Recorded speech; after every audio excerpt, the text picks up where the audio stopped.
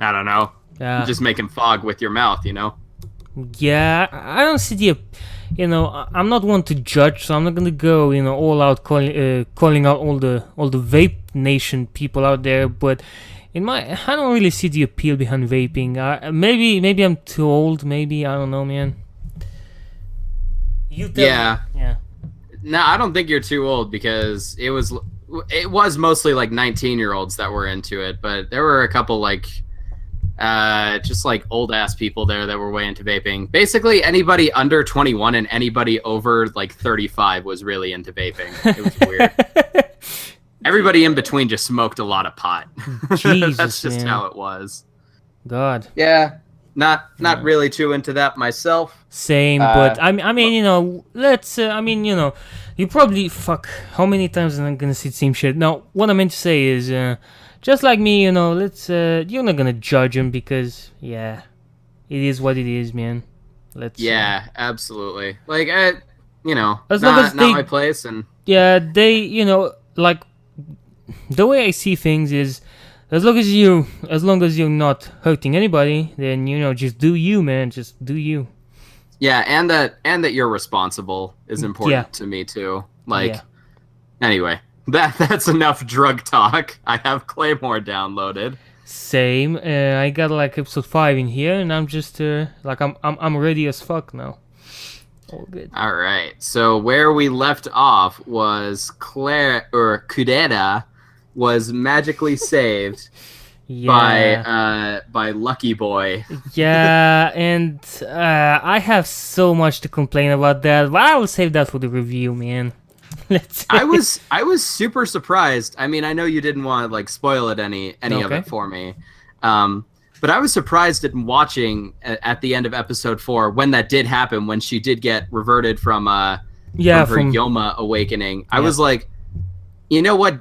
Given what I know about Paul, it's kind of it'd be surprising to me if he was just okay with this scene, because that one ran on my bullshitometer a little high. Yeah, and it definitely just ran on mine even higher. And I, just today, like I actually progressed when it comes to my scripts and all that kind of shit. I have so much to say about Claire and so much to say about her. Many of her decisions, many of her choices and decisions and even actions later on, she completely, I hate to say this, but she's like Dario. She dismisses everything someone says in regards to their own fucking opinion and ideals. And I understand that Claire went through a lot of shit, and I'm well aware of that. But at the end of the day, she's still a human being, half Yoma, half human. She should be able to realize when people around you tell you don't I'm not gonna spoil you, but just to put it very simply, when someone tells you, like DX made very clear in the Code Geass review, to not fucking do something because you're gonna get destroyed, and you do it anyways, that's a problem. That's a problem in the writing, because we understand that it's just gonna go the shonen way. So even if the odds are against her, she's still gonna fucking win. It's a problem. Yeah. It's a problem. But besides that, it's still worth watching, which is surprising for me to say. But this is better than Naruto. This is miles better than Nice. Mirai Nikki. So yeah, that's all I gotta say, man. Let's do this shit. If Good and happy to hear. my fucking headphones decide to just. Ooh, can I say, I actually, in rewatching it, I kind of realized that the ending theme is super good. Like, the ending theme is mega kick-ass, and I love it. I actually like somewhat the ending. I'm not, it sounds very odd, but I'm into the medieval kind of theme that Claymore establishes, but I'm not really into that kind of music and the soundtracks, even if I use them in my videos. Now, bear with me. I use the Claymore soundtracks because they're free of copyright, surprisingly enough to me, because it's Madhouse, so I'm like, what the fuck? But they're free. Even the episodes are free, so I'm pretty fucking confident I could be posting this video entirely as is, which is really impressive if I can. Yeah, that would be a neat thing, a very neat thing. I would like to see them not have to worry about copyright, and because we are under fair use by criticizing it as we're watching it. And I do understand. And I wanted to actually add on to your point and say that, us two as like reaction people, we fucking talk constantly and we talk about a bunch of shit. It's even more than, because I've seen DXs. I've seen 3 hours, 3 hours and 40 minutes of DX reacting to Danmachi, and he deleted that video. I have it saved in my PC because I often, just if I want to eat, I just go and rewatch that and understand why I will never watch Danmachi. But yes, exactly. They never, comment half as much as we do. Like, you could be going 10 minutes and they would be saying nothing really. Like, I think like we just add so much more to a video anyways. If there is anyone under fair use, it's us. Like, shit. Yeah, I mean, I understand where YouTube's coming from. And what did I read the other day? 72 hours of footage is uploaded to YouTube like every 10 minutes. Or it could be like every minute. So, I mean, they have to have some way to automatically scan it. I get it, but I don't know. It's kind of a pain in the ass sometimes, but I understand it. So, I'm not. They gotta kind of fix their shit. Is how I feel. Like, I don't have a better idea, but they have there are too many YouTubers that keep getting fucked over by this when they're just clearly under the law. Now, one thing I have to give them credit for is, back then we used to have this thing, where the copyright strikes would last half a year, and now I don't think they even last. I think they last like 3 months. So they kind of fixed they're constantly working on that, which I seriously appreciated. So there is that much.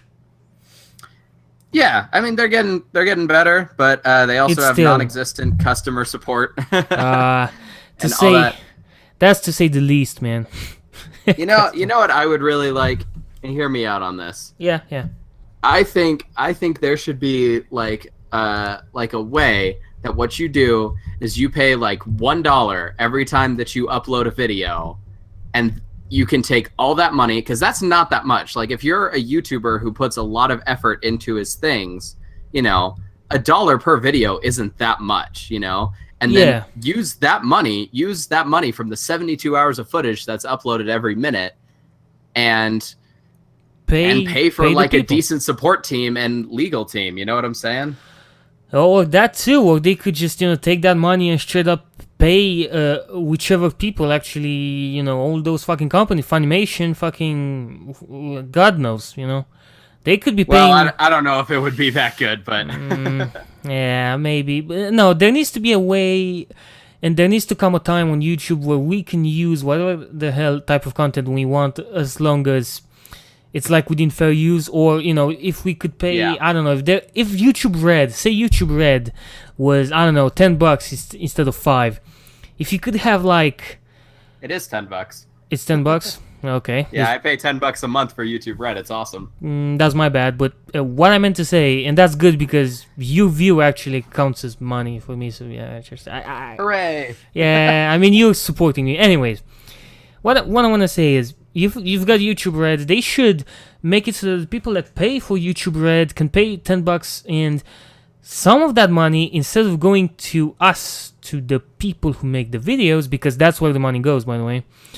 Nice. Because I hope some of it goes to YouTube, because I do want to support the company as well. They do, and I want to support them as well. I mean, I really hope they fix most of their shit. Now, I really wish that they just took that money, and instead of going, directly to the company, I wish they would just, pay the licensors with that, because it seems like a fair trade. Like, you pay $10 a month, and you get to use some of that. Now, they could make this a bit more expensive. I really wouldn't mind to pay $15, or like hell, $20, or even more. I don't give a shit. Now, what I want is to be able to use all this licensed music without having to deal with their shit, because fucking, IG and Clamp have been nice enough to, give me back my opening just for exposure. I don't give a fuck about the money. That video is not monetized. Otherwise, I would be rich by now, and I wouldn't even be making this video right now, because I'd be like, I can chill for a couple of more months. Yeah. The idea being, Clamp was nice, but not everybody is this nice, and I had to deal with some ass wipes. Yeah, man. Yeah, I mean, that's just how it goes. I also think at the same time that like purchasing rights to use an IP, like so say like I was really into Love Live and I want to purchase off like Chica so I could use her in all my own derivative works and sell parts of her. That sounds fucked up. Very fucked up. But like I could sell her as like part of my image. Oh my god. Legally. Like I don't know if you know this, but that would be a fuck ton of money. Like IP trading and IP licenses, you're not talking $10 a month. No, you're talking like a $3 million flat fee or something like that. It's insane. I know, and that's mostly due to the kind of licensor you're actually trying to get this from. It can, vary from the 3 million you're talking to. If we're talking fucking, you want all the rights for, say, because I'm a big fanboy of Sasuke. If I wanted to like fucking use Sasuke the way you want to use Chica, I have to pay a good fucking, not even 3 million, man. That would be like fucking 10 million easy, because the amount of money that's spent per episode, it's fucking insane. I've actually looked this shit up. I think one episode of Naruto is in between 500 to 2 million, and I would, I'm willing to bet that the final fight, which was fucking insanity, it was that good. They used a lot more frames too. I'm willing to bet they spent a good fucking 5 million on that, and I'm not even joking here. Yeah. There has to be some insane amount of money. I'm actually not kidding. If I do ever hit like, let me just Google real quick. Does an anime cost to make? Yeah, I'm not kidding. If I ever hit Mega Super Rich, so it takes about $2 million to do an average 13 episode season. If I ever made $4 million, or like $5 million, $10 million, I would like to save it up and actually like create my own, like Samuel L. Jackson did. I think that'd be so rad. This kind of really pains me, like, to hear that, because I didn't look it up not because I didn't want to. I didn't look it up mainly because I was like, if I find out how much it would take me to like animate the manga I want to make, in such a fucking good way, I fear just that, man. She should be costing like fucking millions and shit. There is no way. Like, I know I'll never have this much money. I could, and I'm being serious here, I could probably save up a good 100k in like 10 years. I know I'm going really far. I could save 100k, but 100k is gonna get me an episode done, maybe less.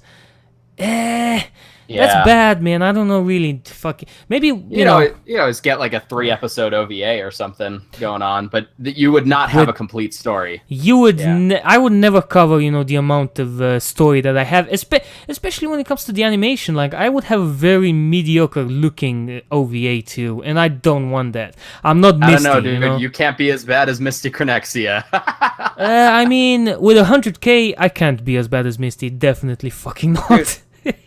All I'm saying is, just like learn some investing, get your money into investment, make a shit ton of money in 5 years by working your ass off, then go up to A1 Pictures and be like, hey, animate the fuck out of my show. And they'll animate anything, so they'll totally do it if you just pay them. I mean, fucking Christ, they made Arrow manga last year, dude. And they're not that hard to convince.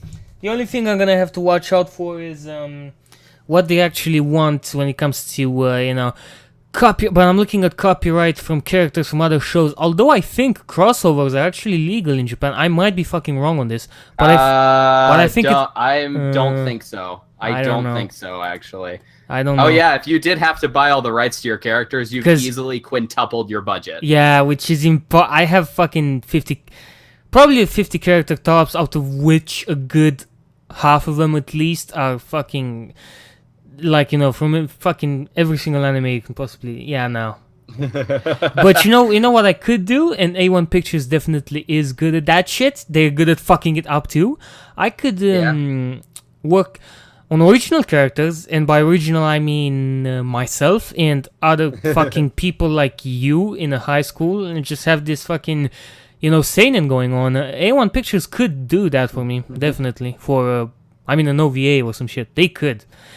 And a seinen, a seinen is definitely easier to do in a shorter amount of time. I think it's much hard to fuck it completely up, rather than a shonen, which needs time.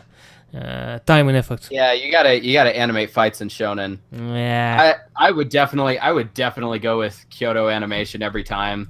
And I know I keep hammering this point home, but they are so good at making like boring things just look really pretty. But Kyoto Animation or Dogakobo, who did they're doing new game this season, and they did you seen Gekken Shoujo Nozaki-kun? You know I don't really watch seasonal anime, nor do I actually watch. I haven't watched a single new anime in a year, man. So nah. Nigga, that's like from 2013. It's not seasonal. No, but it goes to show that I don't know much anime at all.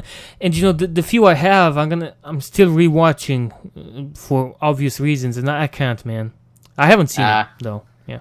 That's okay, but my point is like, those two studios I think are really good at taking completely mundane things that are not otherwise exciting and making them colorful and energetic enough that they are really compelling to watch. Like Hibike Euphonium. I know that one. I haven't seen it, but I know it. It's pretty good. Like the story itself I think is compelling and the characters are written really well. But it's not a show I would watch if it wasn't just as jaw-droppingly gorgeous as it is. That's how I feel about a ton of anime. I ain't gonna lie to you, man. That's how I feel. I probably would have never fucking finished. What's the name of it? And I know this is subjective, but Myself, Yourself, I was ready to drop that on episode 5. But then I felt like I would have never finished Guns if it wasn't fucking visually appealing, because it's such cancerous bullshit. I'm being serious. Obviously, you know, visual aspects, it's very biased towards that. We gotta like what we see too. The only exception to that rule was Flowers of Evil, which was complete dog shit in every possible way. Visually, fucking audio mixing.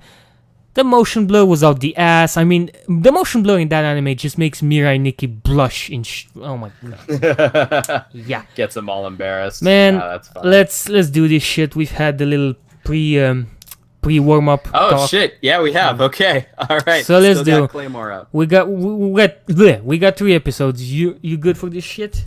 Yes, I am, dog. I'm ready when you are. Let's do this shit. Have 4 episodes, believe it or not. Hold up. From 5 to 8? No. How? 5, 6, 7, 8. 4 episodes. Oh Jesus, I'm dumb. Okay, but my math used to be very bad. Okay, just don't judge. I'm bad. I'm not judging at all. Thank you. I appreciate that. All right, on the 3, 2, 1. Yeah. Tell me when to go. All right, man. I hate counting down mainly because of my pronunciation of one of the numbers, so I'm just gonna go with go, if that's fine with you. Alright. Yeah, man. It makes it harder, but fuck it. If I can just okay, I'll count down from 2, if that's good. Yeah, so 2, 1, go! Alright. There you go. Hit that play button. I nice, did. beautiful. Oh, Lord. Jesus, yeah, it's starting off very strong. Real already. quick. I gotta turn up my sound just a little bit. Oh, Jesus. Lord. Oh, Lord. I forgot how fucking satisfying it was to see Yoma get destroyed. Jesus Christ. Yeah. He never stood a... Ah! Oh, my God. Okay, so, like, strong animation opening. This forehead girl here. God, man. Seems creepy. She looks fucking, like, great. Like, if you look at them, they... Again, as you said, you've made this point before.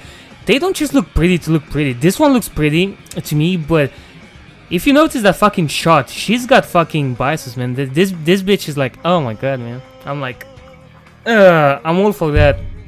She looks fucking good. I mean, to clarify my point, I wasn't really ever into Kurera until she got like the brown eyes and was not. I think you're into this type of girl. I'm probably not really more. Yeah. as into. Yeah.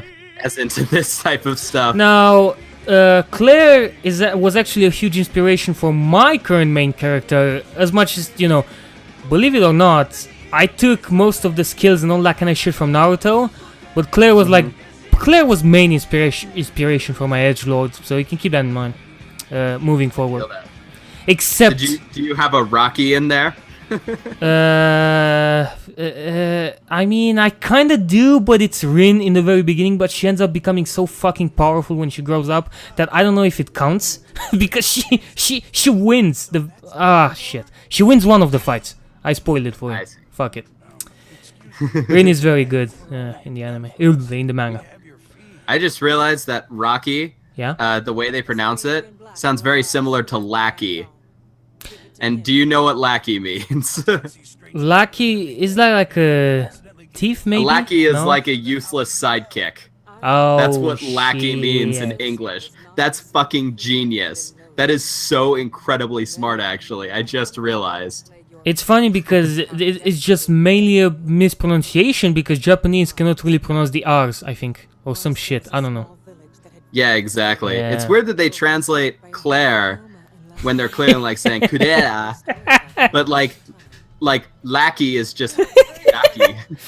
Like that's Bruh, if I could, these 5 episodes are amazing, if only because I don't see Rocky's fucking face. It's so good. I don't know why you hate him so much. I mean, I don't love him, but oh boy. Shit. I choked. Fuck it. Calling it right now. The organization is the one sending in the Yoma. I'm not gonna spoil anything for you, but well, that's a yes. No, I'll let you figure out for yourself. You know, I think it's fair. Well, because they've been pretty mystic about the Yoma's origins and everything so far. So I guarantee there's going to be like some sort of plot twist coming up about that. And we can look back and we can be like, I was totally wrong, but... You can already tell by this guy, and I'll let you know one thing. These people, the Elder Gods, which I've come to see, are not... They are related to the Yoma in really more ways than you can imagine. Not to spoil too much, but they're related to that. Now... to correct you on that, the organization never makes very clear where the fucking Yoma come from. Jesus, I love this. I love this character. I love it. This is my waifu, man. Anyways, if you actually paid attention to what they said, she's like number 1. So you can imagine what the most powerful monster. Yeah. I believe that it's insane. Like nobody stands a chance, and it's not even funny. Now I can see why she's your waifu then.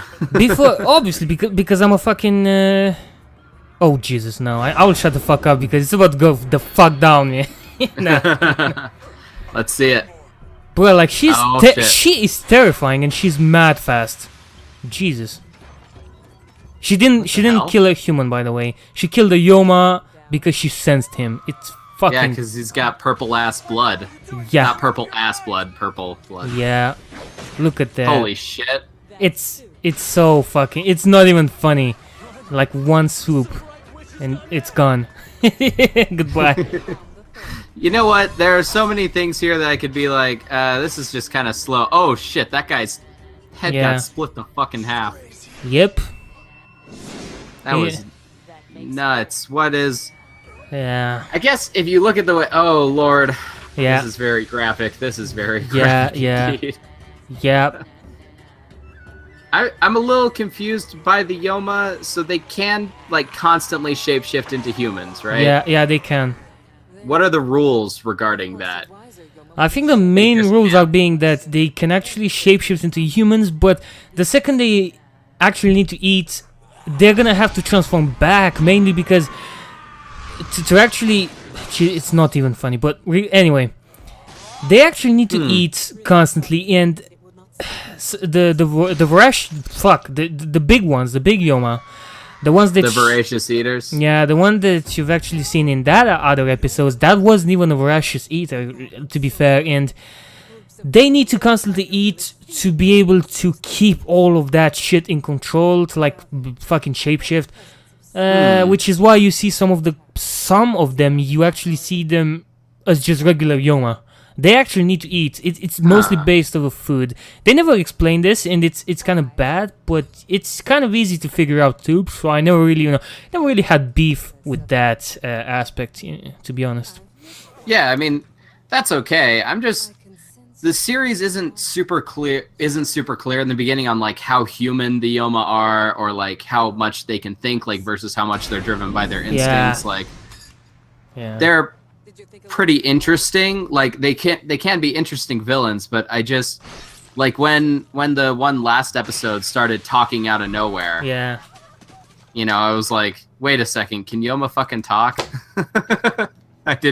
Was not aware that was a thing that they could do. You should have been, because in episode 1, that bitch actually talks, if you remember that, and she's a Yoma. Like 2 times. No, she actually has a fucking... Remember episode 1 when she, like, drives her fucking hand through her body, and they talk. Yoma actually talk. By a long one. Do Yoma have, like, their own society, or...? No, Yoma are just monsters, really. The awakened beings, they're actually the leaders of that. They're the leaders, and they're so fucking strong that, you know, they kind of have fucking this entire Yoma army thing going on. The Yomas, the ones that don't follow awakened beings, it's very simply, you know, to put it very simply, Yomas are essentially fucking, you know, on their own. They don't follow really anybody, unless, Hobo Yomas is what you're saying. Yeah, homeless Yomas, yeah, exactly. Hobo Yomas, yes. Or that. That sounds more quaint. I like that more. Oh my god. Yeah. Alright, well, so far a little girl tried to approach your waifu and she got knocked the fuck away. Which is why I wouldn't really approach my waifu either, man. Jesus. Like, if you're into this is fine, but she seems like kind of a, like, cold-hearted bitch so far. Yeah, but this is why I said that you kind of need time with this shit, because she really... one of the problem I have with her, you know, besides the coldness, which you're gonna be proven wrong very soon, I gotta tell you that, so that you don't constantly bring this up. I'm ready. Like, I'm ready to be wrong. Like, quite honestly, I have a problem with the designs, and like, you see that her sword actually goes into that fucking sword, that sword support thing, but it's actually, there's her hair and it's in the way, so I don't understand how every single time she draws her sword, how doesn't she cut her hair? It doesn't make much sense at all. It's a problem. You are thinking about this at a level that I can really connect with. I mean, look at that shit. How the fuck? Like, it's a problem, but with Claire, you can make the argument that because she has short hair, it's not a problem. But yeah, with Teresa, you can't make that fucking argument. It's literally... she's definitely gonna slice a couple ends there. Yeah. And they're about to kill a little girl. I mean, the anime never says shit, but I think it's... You've seen the sword handle, and it has that little fucking thing, you know. Yeah, the dangle. Yeah, and I think that's what allows you not to... Shit, she got fucked up. Are we all just okay with her, like, beating the fuck out of this girl? Nobody said I'm okay with that, but it's all gonna make sense. I think this is one of the bigger problems. The anime it never takes time to establish its fucking characters. It either introduces them in the most, like, ridiculous ways, and only then either, like, you know, takes time with them, and if it doesn't, then the characters just fucking die. It's a big problem here. It constantly plagues, I think, every single character besides Claire, for obvious reasons. Yeah. I love how she just vanishes instead of actually moving. She doesn't need to move. She's fucking fast, which is, again, something that the anime never fucking establishes. You never see Teresa train or fight, or you never see her childhood. It's a bit... I don't know if the manga does this. I'll be honest with you. I don't know. But even if it does, why the fuck didn't the anime take like 1 second to, like, describe that shit? Why is she so overpowered? Like, I don't know. Yeah. I don't know. I'm just used to this thing in shonen where they're like, oh, by the way, they're the best. Not gonna explain why they're the best, but they are. Yeah. I mean, I don't really give a shit in this context, mainly because she's my waifu, but I would if I hated her, say. Yeah. I mean, if you like her, then it's not really worth. Okay, so they're all after the little girl, right? No, not really. They're actually after her because they just wanna, they just want some action. Pretty basic. Another problem in shonen. If the villains have to be male, they have to be fucking rapists and just pieces of shit. Oh god, yeah. Why? I don't know. I don't know. I don't fucking know. Check this out, man. It's about to go down, man. These guys are fucking. It seems like she's just not the type of girl that you want to have funny business with. But like, you're about to see that they will agree with you in a second, though. They're about to, but not for the reason you expect. Holy cow! Are they actually about to try? Nah, but they're about to bring it up. Oh my god! It's fucking funny because I mean, Teresa is described as like a very beautiful woman back then, and I still think she fucking is. But it's funny. It's funny the arguments that they actually use to understand why she doesn't get fucking raped here. It's a problem. It's not an argument. She just needs to kill all of them. Just kill the fuck out of. No, it's against the fucking rules, I think, or some shit. No, but. Hey. Like, she has her fucking stomach. There's like a huge, like, either I think it's a cut or it's kind of like a Yoma portion of the body, and it looks fucking disgusting, I think. But let me say this straight. Why the fuck don't they just like rape her with like half her clothes on? It can work out too. And you know they're walking away and be like, what? How the fuck do you justify this? Just go on with it. So Sync, let me just get this clear for anybody who watches this in the future. Okay. Sync in 2017 has made it clear, hey, if you don't like the belly of a girl, why not just rape her with half her clothes on? I just want to let it be known that you did say that. You did say that. You monster. No. How old is the girl following her? I legitimately can't tell from the way that she's being animated. I think she's about 11 or 12, maybe less. No, I think. No, I think she's like 10. I don't. It could be like 20. They never say though. I don't know. I don't think she's 20. She grows because she. Fuck me. I keep spoiling, but she actually, when she grows up, you can tell that because Claymore's actually, because plot, they grow up until like. Some point, and then they stop growing up. My problem with this is once again that they never explain why the fuck the Claymores only grow up so much, and why the fuck they have to be young looking. Well, of course we know why, because nobody wants to see old hags fighting. Yeah, that's exactly why. But I mean, the show could have been a little bit more fucking precise. I could think of a reason, maybe, if I took my time. But it didn't. Also, that fall definitely should have killed her. I think it's a really big fucking fall. It should have killed her, but nope. She's still alive. She's probably gonna get back up and follow. Nope. She follow, isn't. lady. She's dead? No, she isn't. Oh. But, Claymores have to be nice to humans, and this is why, yeah, there we go. Okay. Yeah, she's back. Yeah, no, it's exactly the reason that you're talking about. It's just because nobody wants to see old ladies fighting. We all want to have these big old Amazonian princess. What the hell? that was a nice wake-up call. I like that. I think it's fine.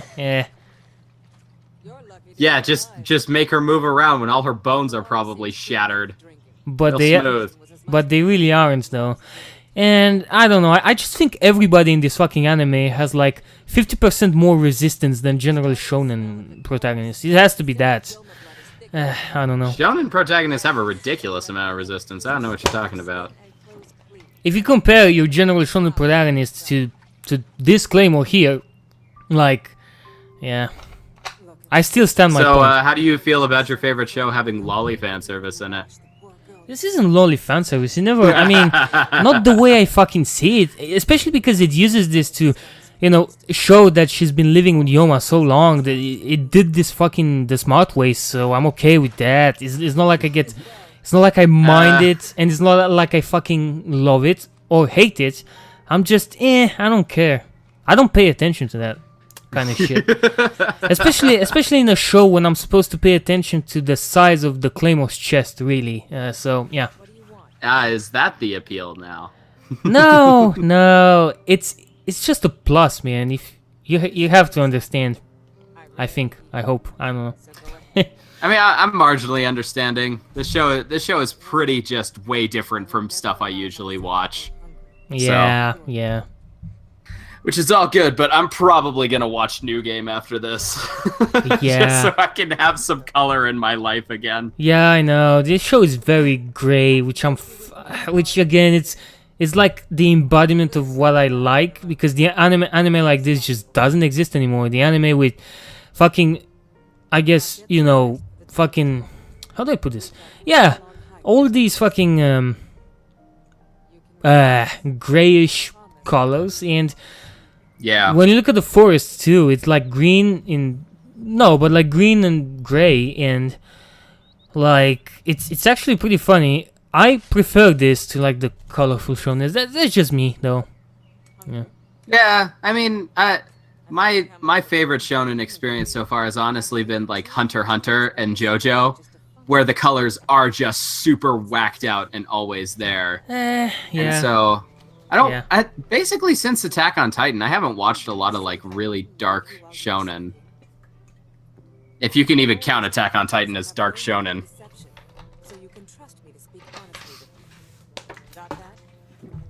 I guess I can. Yeah. I will count it as a somewhat dark shonen. I think it holds back. I think it holds back by a lot of what it could have been. I'm just saying. When it comes just when it comes to the, to the darkness, mainly because of what you just said. It's trying to be a lot more colorful than what we see now, which is fine.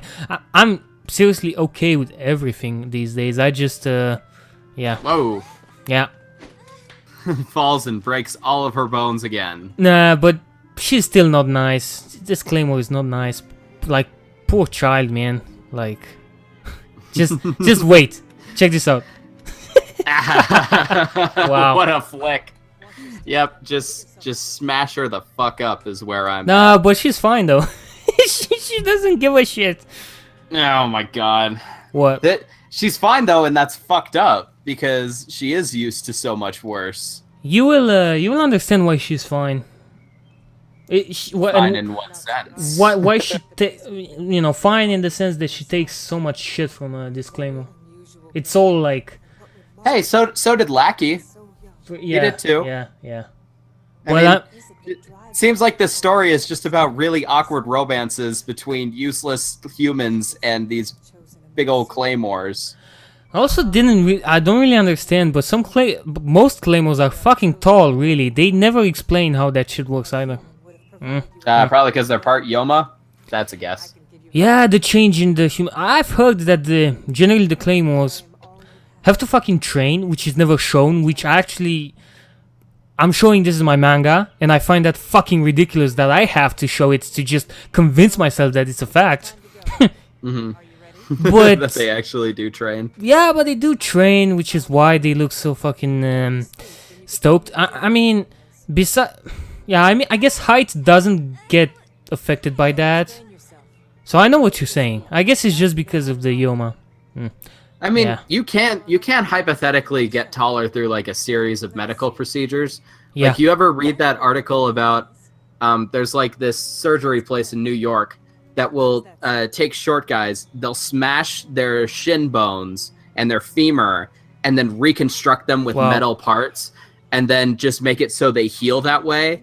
Yeah. Apparently it costs like $2 million or some insane amount of money. It's like 2 years of treatment, but you can get 3 inches taller through it with actual bones. I'm not saying that's what happened here. I mean, that would be a bit far-fetched to consider. But yeah, I get what you're saying though. And hypothetically, it can be done. Painfully and terribly. I don't know if you paid attention, but yeah, to what was going on. Nah, you weren't. Really. Sorry. Yeah. But what I do remember is that she asked her name. She was like, "Don't strain yourself." yeah. And then it was like, "Yeah, I know your parents are dead." Da da da da da. No, but yeah, I'm not even gonna spoil it for you. I'll let you pay attention to the show, man, because it's pretty good. So yeah. Damn it. I'm actually not really into this outro. I mean, I'm fine with it, but I don't really feel like listening right now. It's nice. It's good. Again, anything that's just not generic, boring J-pop. Like the Yojo Senki? The Tanya the Evil ending. Jesus, I fucking hate that anime. You hate Tanya the Evil? That was good. Oh my god, man. Just having a fucking lolly Hitler. I already hate lollies. If you combine what the fuck is wrong with lolly Hitler? That's inspired is what it is. It's not fucking inspired. It's just another way for the anime to waste my fucking time hoping that it's probably going to be good, but it's going to be just lolly pandering bullshit. What the fuck are you talking about? That's like the least lolly pandering show with a lolly main character that I've ever seen. Nah, disagree. Disagree, man. That's just me. No, they had like no fan service. That was almost a fan service free show. Man, it was entirely war with Lolly Hitler. Yeah, but Lolly Hitler is fan service in itself by the idea. You like I'm not bro, like I know, like right now what you're thinking, but sometimes shows pander to just that fucking emotion of you wanting to see some Lolly Hitler fight, and it's kind of like the way Claymore panders to me. What do you call the emotion of wanting to see Lolly Hitler? How do you describe that emotion? You got me there, but okay, you know what? I don't want to talk about it, man. Just give me a break. That's okay. I will give you a break. Thanks. I still, anybody who's watching this, Saga of Tanya the Evil is good. Don't listen to him. It's not fan service unless you consider fan service just Lolly Hitler existing. Yeah, which I suppose kind of is. But other than that, it actually plays itself like super seriously. Like Tanya the Evil is, I don't want to call it like the most serious show, but it is actually about war and what happens in war and moving up through the ranks in an army. Like it's not all just like bathtub and beach scenes the whole time. It's actually pretty serious. Which is what I could, give that show credit for, because I've heard that. Now, I have to make something very clear again. Claymore does actually reference a war between fucking Claymores later on. Claymore is as much about war as it is about naked chicks taking baths. I'm being serious, which is to say that it isn't about either. So don't listen to Claymore when it gets there. If you ever finish it. In that its philosophical messages are kind of bullshit, or in that no, in that whatever mechanics it has and whatever it tries to say about war, it's kind of contrived mainly because the characters don't fucking act accordingly. So yeah. I suppose that makes sense. Okay, let's. All right, I got episode 6 on deck. Okay, unless you want to take a break to get water or something. No, I'm still good, man. I'm still good. So, let's go. You good? Yeah, just start the countdown where you don't say 3 for some reason. I don't say it because I can't pronounce it. I hate pronouncing that. Sorry, I apologize. That's it. I mean, that's fine. Yeah. Just foreigner problems. Foreigner boys, we out here. Yes, you are out here. Unlike, I cannot speak any other language except for English, so you're already doing better than me. But thank you, but don't be saying this shit because I'm the kind of person who likes beef, so I don't really like to fucking be flattered by arguments. It kind of makes me feel kind of I don't know. I don't know how it makes me feel like. But yeah, thanks. Well, I'll let you sort out your complicated feelings on it, and let's start Claymore episode 6. Let's start because shit's gonna go down very soon. I think episode 7 or the end of episode 6. So let's go, man. So 2. All right. 1. Hentai, go. Hentai, go. I don't know. Yeah. This series. All right. Yeah, so man. When's the Lolly fan service gonna start up again? It's not gonna start up again because it's not fucking mindless fan service. What's the little girl's name again? Claire. Yeah. Claire? Yeah. Wait a fucking minute. Yeah, and you just put 2 and 2 together. That's Claire. Yep. What? Yep. Yo! Yeah. Yeah! You let me talk over that part? Damn it! I did. That was really important! Sorry. I mean... I was like, Teresa and Claire, they're gonna meet up. I Oh my gosh! mean... Why would you hide that from me? I would, because I wanted you to pay attention, but you asked me to tell you, so I couldn't do it anymore. You see, there are tentacles in this fucking opening, which is a good sense of foreshadowing for what's gonna happen later on. Yep, lots of tentacle rape. No. I looked up for the show and they were like, you gotta watch it for the tentacle rape. Nothing else is good. No, that's fucking wrong, and that's bullshit. So don't listen to those people. How much money will you pay me if I make Nico my wallpaper for the weekend? Me? Why the fuck would I even do that? I hate Nico. I want you to give me money. Bruh. Give me all $6. I have $400 in my PayPal. If you could make Nico, if you could buy a life-size Nico statue, I'll pay you like 200. A life-size Nico statue? Dude, I don't fucking hate myself. Okay, then I guess I'm not gonna pay you because having Nico as a wallpaper, knowing that you use that shit for work, I don't hate you, man. I fucking love you. So don't be saying that. No. iPhone wallpaper. Lol, I'm not that brave. I am actually. Are there body pillows of Teresa out there? Important question. I've never fucking come across any of that. I mean, I'm supposed there have to be. I've seen maybe 1 or 2 really sexy Claymore pictures, but never fucking body pillows cover. Yeah, no, man. Tell me you don't want to sleep next to Teresa. I don't know. I would probably be creeped on more than anything. I mean, she's starting to like get soft, and you've probably noticed this by now. She's kind of accepting Claire into her life, which is pretty nice. With the only problem being she's still creepy as fuck by now. I guess if you're counting the Teresa at the very end of this, before all of this shit started, yeah, I probably would, man. Look, I mean, all right, man. Look at how fucking tall she. It's insane how tall she is, man. I'm fucking shocked every time I see it. Yeah, dude. Woo! But I like She's that. A girl that'll, I like that she's shit. A girl that'll carry you around. That's what I'm saying. Oh, Yeah. is he still trying to get that young Claymore puss? Yeah, That puss. He is. You can tell, man. Like humans in this anime are just dog shit. Yeah, they kind of are. They are evil, Not man. making me feel good about people. This show.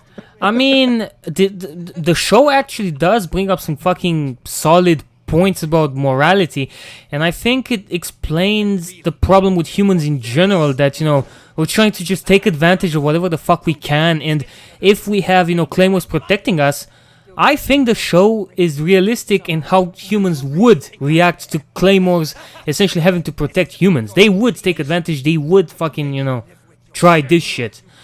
I think in that sense a lot of humans would do that, and I even would go as far as to say that this is what most people would do. I mean, there are very few people like you and me who are fucking disgusted by this kind of shit.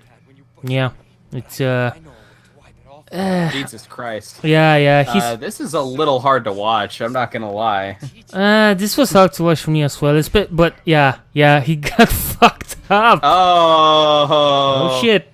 Yeah. Oh no. Yeah, it's pretty bad though, because this is even harder to watch, man. Ugh. Jesus.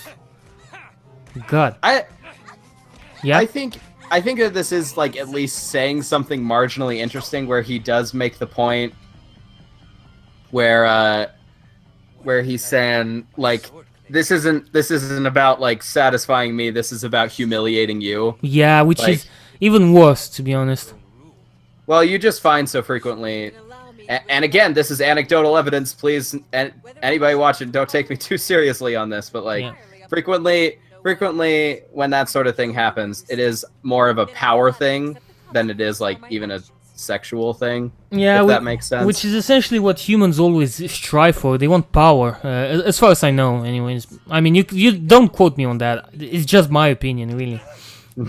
My perception is that we want Disagree. I don't want power. I just want fame and influence. No, but fame and influence is a form of power.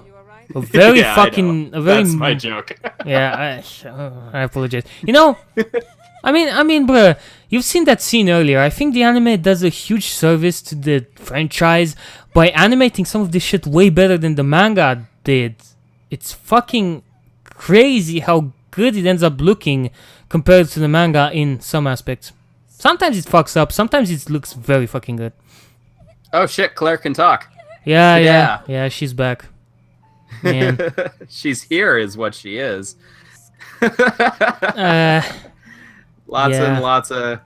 They're being very careful about hiding the titty right now. No, I think she's wearing something behind that. Oh, so, yeah, she is.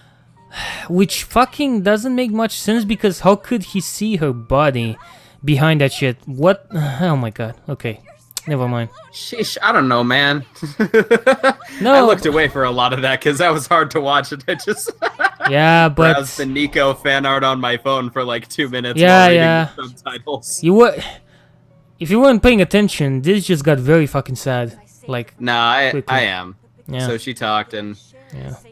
yeah, I appreciate this sort of emotional catharsis, this kind of pathos, if you will. Yeah. The whole like she's holding me, I'm not holding her. Yeah, man. Cute AF. Shit hits you hard, but she still got knocked the fuck out like several times. So it's kind of hard for you to like look at this and be like, okay, but still, I mean, better than nothing, I guess. Yeah. Well, certainly better than nothing. Yeah. The slip of a girl, half my size. Are you watching the dub right now? I am, but the dub has subtitles as well for whatever fucking god unholy reason. I'm watching the dub. Just to be clear, you did watch the dub on purpose. Like you did download it. Purpose. Yeah, I did. I downloaded the dub on purpose. I was gonna watch the sub with you because I already seen the dub, but I'm okay with the dub. I fucking love the dub for this. It's very good. So yeah. That is a cute AF outfit. I like it. I like... I'll go as far as to say I like literally every single outfit in this. There are very good outfits in this. Later on. Later on for Claire, for the rest of the people, there are good outfits, man. Yeah, I can't say I'm in love with the Claymore armor as is. I think you like that more than I do, but... Definitely like that more than you. My main character is very rarely seen in the Claymore armor, and by that I mean... When you see the shoulder fucking pieces and shit, that's the kind of shit you never see in my manga, mainly because I couldn't be fucked to add the details. My main character just uses a very similar, uses fucking the exact same outfit as the rider from Fate. The rider from Fate. Oh shit, Fate Zero? I think so. The rider, purple hair and shit. That was one of the inspirations. Her. That's Rider Unlimited Blade Works. Yeah. Imagine the same shit, but shorter and different hair design, different eyes, different height, and especially different assets because she's much flatter. My main character. So yeah. Good shit. I'm always on board with that. She's one of the main problems I could be having is that I need to show them in this fucking Claymore armor, but I refuse to because I just dislike it. I don't dislike it. I dislike how fucking hard it is to like sketch. Yeah. In the meantime, Claire's getting naked. Yeah. Why is she doing that? Because she's like, I don't want jack shit. I just want to stay with you, and because you got attached to Teresa. Very subtly hiding the titty right now. Yeah. I don't even think it's there. It probably isn't, which is funny. I've noticed this several times. Not that I'm looking for it. You know what I'm saying? You don't have to qualify yourself, dog. I kind of do, because this kind of shit, gets misinterpreted very easily. I think I read somewhere that in Japan they hate nipples, so they're like constantly like trying to censor them. Like if you ever notice, like male anime characters, even if they're constantly shirtless, almost never have nipples. Yep, except for Makoto, which is fucking retarded. And oddly enough, well, the reason I think that's funny is because then in Kill la Kill, they go so ass backwards on it. They give a guy glowing nipples, constantly glowing nipples. Dude, that's an anime I would fucking hate. Oh shit. Maybe. I don't know. Probably, most likely. That is probably fair. There's a lot of shows that I have that I like and dislike them. Like, I don't think Paul would like these at all. He would probably hate them. Yeah. But hey, this is really bad because this is one of those fucking, contrivances I see. Why the fuck do you leave Claire in this village knowing that there are bandits? Or she's gonna point this out. But why the fuck do you leave her here when you know damn well it's gonna end up badly because you're a smart woman? You can't just go on and tell me she's fucking retarded. She isn't. Nah, I'm not gonna say that. So I don't really fucking understand what's the logic behind all of this. This is one of those actions which is just there just to fucking up the plot just some more. Alright. Hear me out. Yeah. Hear me out. You understand Claymore better than I do. I will. But is it possible that she thinks her lifestyle is just worse than anything else that could happen to this girl? It's actually her, it's actually her main driving reason for why she left Claire there. Yeah. Yeah. So to me, that makes perfect sense then. Like, did you see that shit? That was pretty fucking sweet. Yeah. Yeah. I love this. I love this. She's doing the Naruto run right now. No, but this is the kind of shit I love, like the smashing, there's probably so many fucking rocks flying in my manga, you couldn't even count them with like a Bitcoin mining machine PC. There's no way you could. There's so much shit smashing. Yeah, I don't really get that analogy, but I'll take your word for it. There are all those PCs which just mine Bitcoins, and they're supposed to mine so many different combinations. That's what I mean. There would be too much of my shit. I see. You're gonna notice that this is a burning village, and you're instantly gonna, call me out and fucking, bullshitting you when I said, yeah, my main character gets saved from a burning village. Yeah. You can go on and just go for it. I refuse to. Sometimes you just gotta take good ideas from other places if they do it well, Exactly. Well, so beautiful, fun coincidence that yeah, this village gets raised the very day that she leaves. Which is a convenience. Yeah. It's actually funny because look, Falcon sword isn't invincible. I mean, look at his fucking sword though. That's like a discount Claymore sword, which is funny. Because everyone else picked it up at Walmart. Yeah, everyone else is using these fucking generic ass lame swords, and you've got this guy with his fucking Claymore longsword bullshit going on. I spent $40 at Walmart instead of $20. Way to go, guy. I mean, look at how the fuck do you go and kill people and burn a village? How do you go out of your way and be like, I'm just gonna just spend the rest of my day. I feel like doing today? I just woke up. I just had a good meal. Plans for today: burn a village. Yeah, man, just completely fucking ruin everything for like a good amount of people. Nice. Let's just ruin 400 people's lives today. Does that sound good? Jesus, man, this is very hard to. Again, Claire.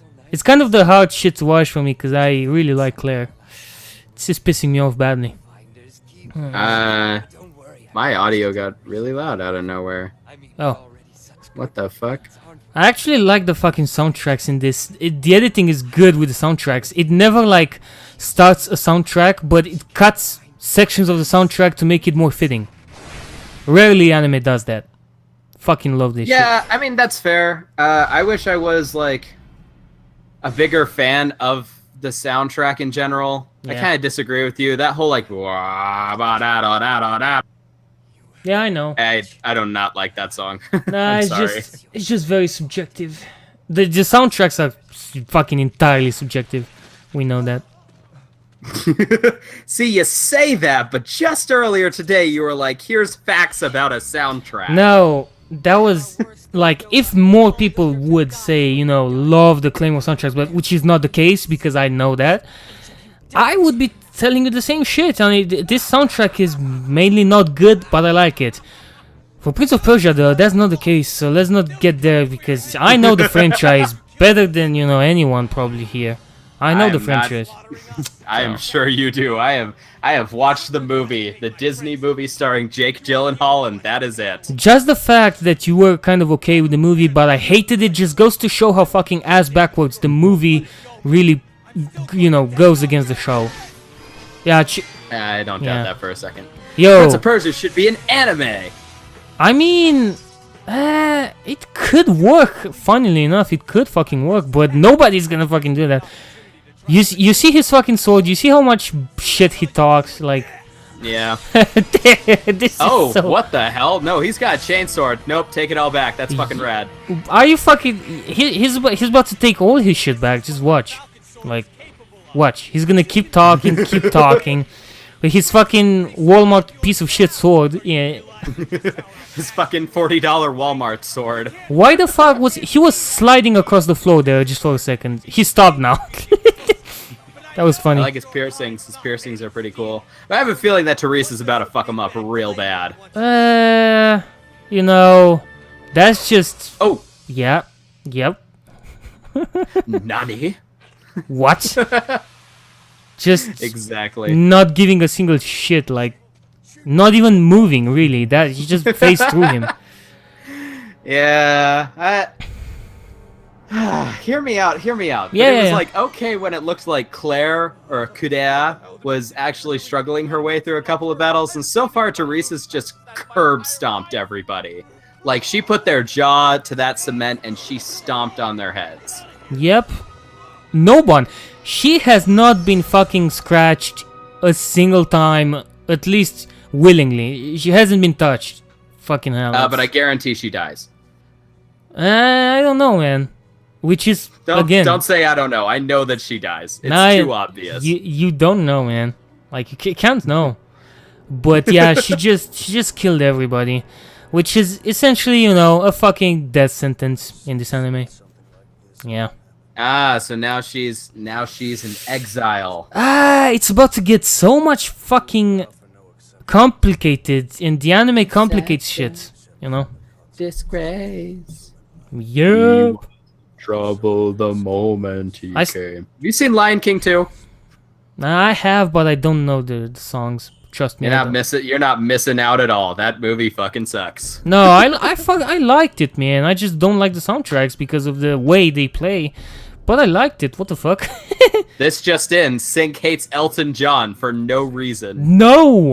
No, I'm just very picky with songs, and I'm an edgelord, so obviously Claymore will fit with all the eerie dungeon crawler bullshit that it has with the songs. Sorry, that's just how I am. Shit. Is Teresa about to get excommunicated? She honestly, like you're about to see, like again, I just said they need to die, and it's gonna happen, which is one of the things that pissed me off badly. So just watch this. It's gonna be annoying as shit. She dies. Yeah. What about Claire? Well, Claire, you will see. She later becomes a Claymore, but you will see how to, because Claymore is not a regular Claymore, which is why she's so weak, and which is why she struggles. You will see why. Yeah. I wasn't aware Claire was weak. I thought she was just okay. She's number 47. She's like the weakest, technically. Oh. Yep. Alright. Wait a second, so is your waifu literally a character that was alive for only like 1.5 episodes? Maybe make that more than 2 episodes, just a tad more. Cause she, oh my god! Because she just took down 4 of the highest ranked Claymores, and I'm like, got Jesus. Shit on. I'm gonna shut up for a while now. I am embarrassed. I kind of fucked you up badly on that, because I told you she's dying now. On purpose, man, on purpose. I played myself. That was not good. I'm sorry. I'm sorry, everybody. Nobody talks shit about Teresa. She will fucking wipe the floor with the... she could wipe the floor with the entire organization, which is something I'm very confused about. Why the fuck doesn't she kill everybody here? Because infrastructure is important. Society is all we have. That's why. Oh my god.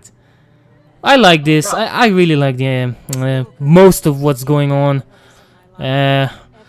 But I can understand its flaws, which I think says more than anyone who has like a favorite show.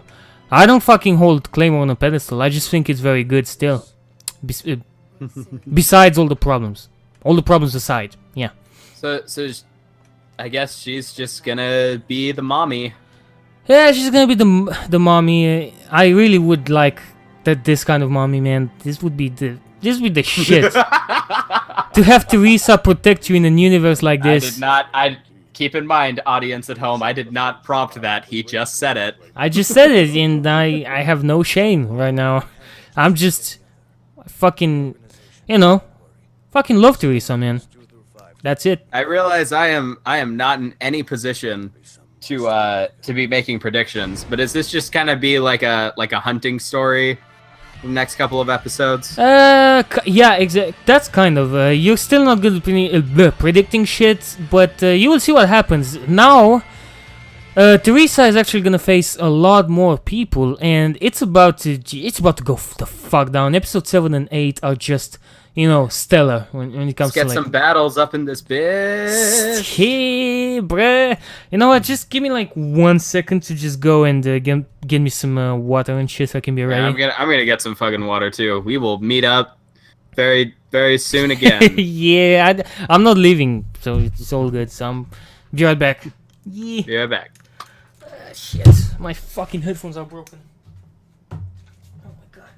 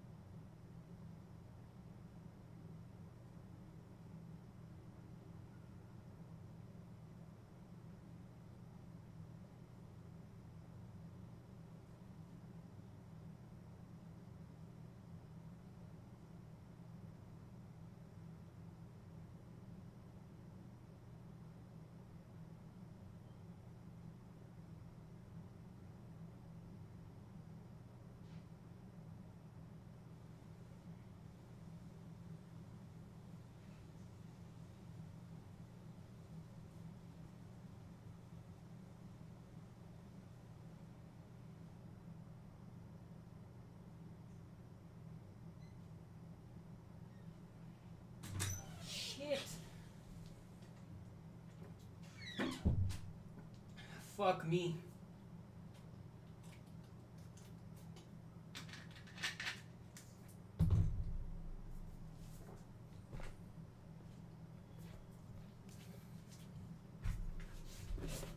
Oh, Jesus. Oh, fuck, man.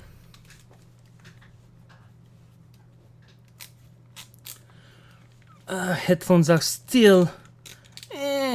Jesus Christ. Oh, man. Hoping here that one day I get decent headphones. Headphones that don't break after a year. God.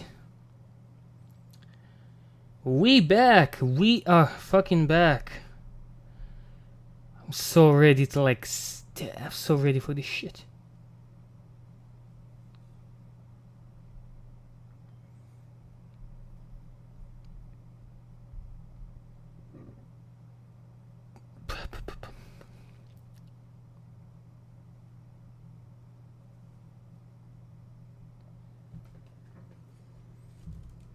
Just hope that I can one day be as cool as people with really bassy voices that say Jesus Christ with a vibrato. What? Oh my God, bruh. What they tell you about either, like, I don't even know if that was a compliment because I'm very bad at socializing, if you couldn't tell. Yeah. Sorry, say that again. I'm very bad at socializing, so I don't know if that was a compliment. Yeah. Oh, no, I was just thinking about this time that I went to this place and they had a really old guy say a prayer and he had like a Morgan Freeman voice. And when he said Jesus Christ, he like hung on it with this beautiful vibrato. And I was like, that's the most beautiful way I've heard anybody ever say Jesus Christ. And I have no idea why I fucking thought of that just now, but my goal is to someday be able to have a voice as good as that guy. Probably because I said Jesus Christ. Maybe that's what sparked your interest. Or maybe that's what's happening. Sorry, I took a while. I also had to grab laundry because I forgot that I was doing that this morning. Lol. It's fine. Dario's posting. He's posting Ilya in the Perfect Pictures chat. And I am a happy, happy man. She is adorable. Fuck you and your lolly hate, man, sometimes. I swear to God. I swear to God, you just really fucking harsh on me because there are some lollies I'm okay with. I mean, I fucking love Rin. And I know what you're gonna be saying. That doesn't fucking count because I know very well why you love Rin. And I've said it time and time again. But I still think it's a good fucking reason to love Rin. So yeah, man.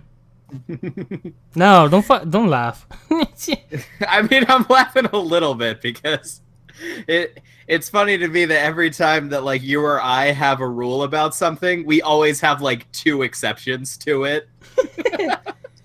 Like even if I'm like, I always hate this type of girl or I always hate this type of show, I always have like two exceptions. And you're like, I fucking hate anybody who's like this.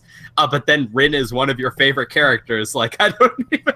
Yeah, it's very... We're all hypocrites is what I'm saying. No, but humans are hypocrites. But I've got this kind of ass backwards fucking logic sometimes. When it comes to anime girls, I guess. But yeah. Nah, it's all good, dog. I mean, Haruhi's in my top 10, and she is not really my type. She's just fucking awesome. Melancholy of Haruhi Suzumiya. Don't watch it. You'll think it's bullshit. Anybody else, watch it. I fucking love you. Every time, recommending all of these lit as fuck shows and leaving me out of the fun, man. What's that shit? Because you wouldn't think it's fun. You would watch it and you'd be like, I can't stand this fucking bullshit. And then I'll have to go on and defend my show. Dog. I'm seriously just glad I don't have much to defend about Claymore because every single problem that Claymore has, it's essentially already on my script as we speak. So it's not like you could call me out on anything, which is funny. But yeah. Honestly, you know what this is sort of feeling like? What? This is sort of feeling like I don't know. I want to say almost like a comic book movie. I don't know how accurate that is, but it feels like it's taking something that was built to be cool originally, and now it's trying to make it edgy.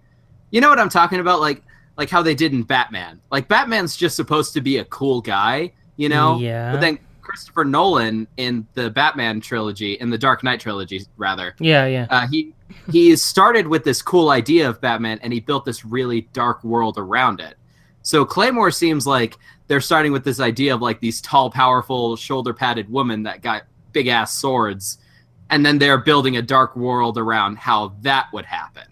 Does that make sense? It definitely makes sense in the way you're going for. Now, again, one of the things I will always disagree with you is I've seen, complete like full edge. And if there's anything I wouldn't call Claymore, it would be edgy. But just because the edge aspects make fucking sense. This is not a comic I kill where scenes just keep happening. That's kind of what I want to point out. It's not the kind of shit that has... When it does have edge, it's for a reason. It's because it's a fight, or it's for another reason. Which is kind of what I disagree with every single time. I can't really call Claymore edgy as much as you wouldn't really believe me. Yeah. I mean, let's just say by comparison there. Compared to the shows I watch, this is an edge fest. Compared to the shows you watch, I guess it's not that bad. That's exactly what I was saying. Yeah. What I was thinking. All right, man. Excellent. All right, now we're on to episode 7. These episodes are going way too fast, and I love it, and I just don't want it to stop. Shit. Well, we're only halfway through, so you can be encouraged by that at the very least. Yeah, because there are other episodes which I kind of still want to react to because it's just so good, man. I mean, most times. Yeah. I'm gonna look up the arc where this happens, and when I find that out, I'll let you know because I think there's like one more series of episodes. I still wanna like react with you too. I think that would be fire. Good enough. Yeah, this sounds like a party, and yeah, man. So, you ready? Yeah, I guess you're ready, anyways. Of course, dog. Yeah, man. Been ready since day 1. Damn, bruh. That's just not true, is what it is. Alright, man. I was about to say 1. Fuck, I'm stupid. 2, 1, go.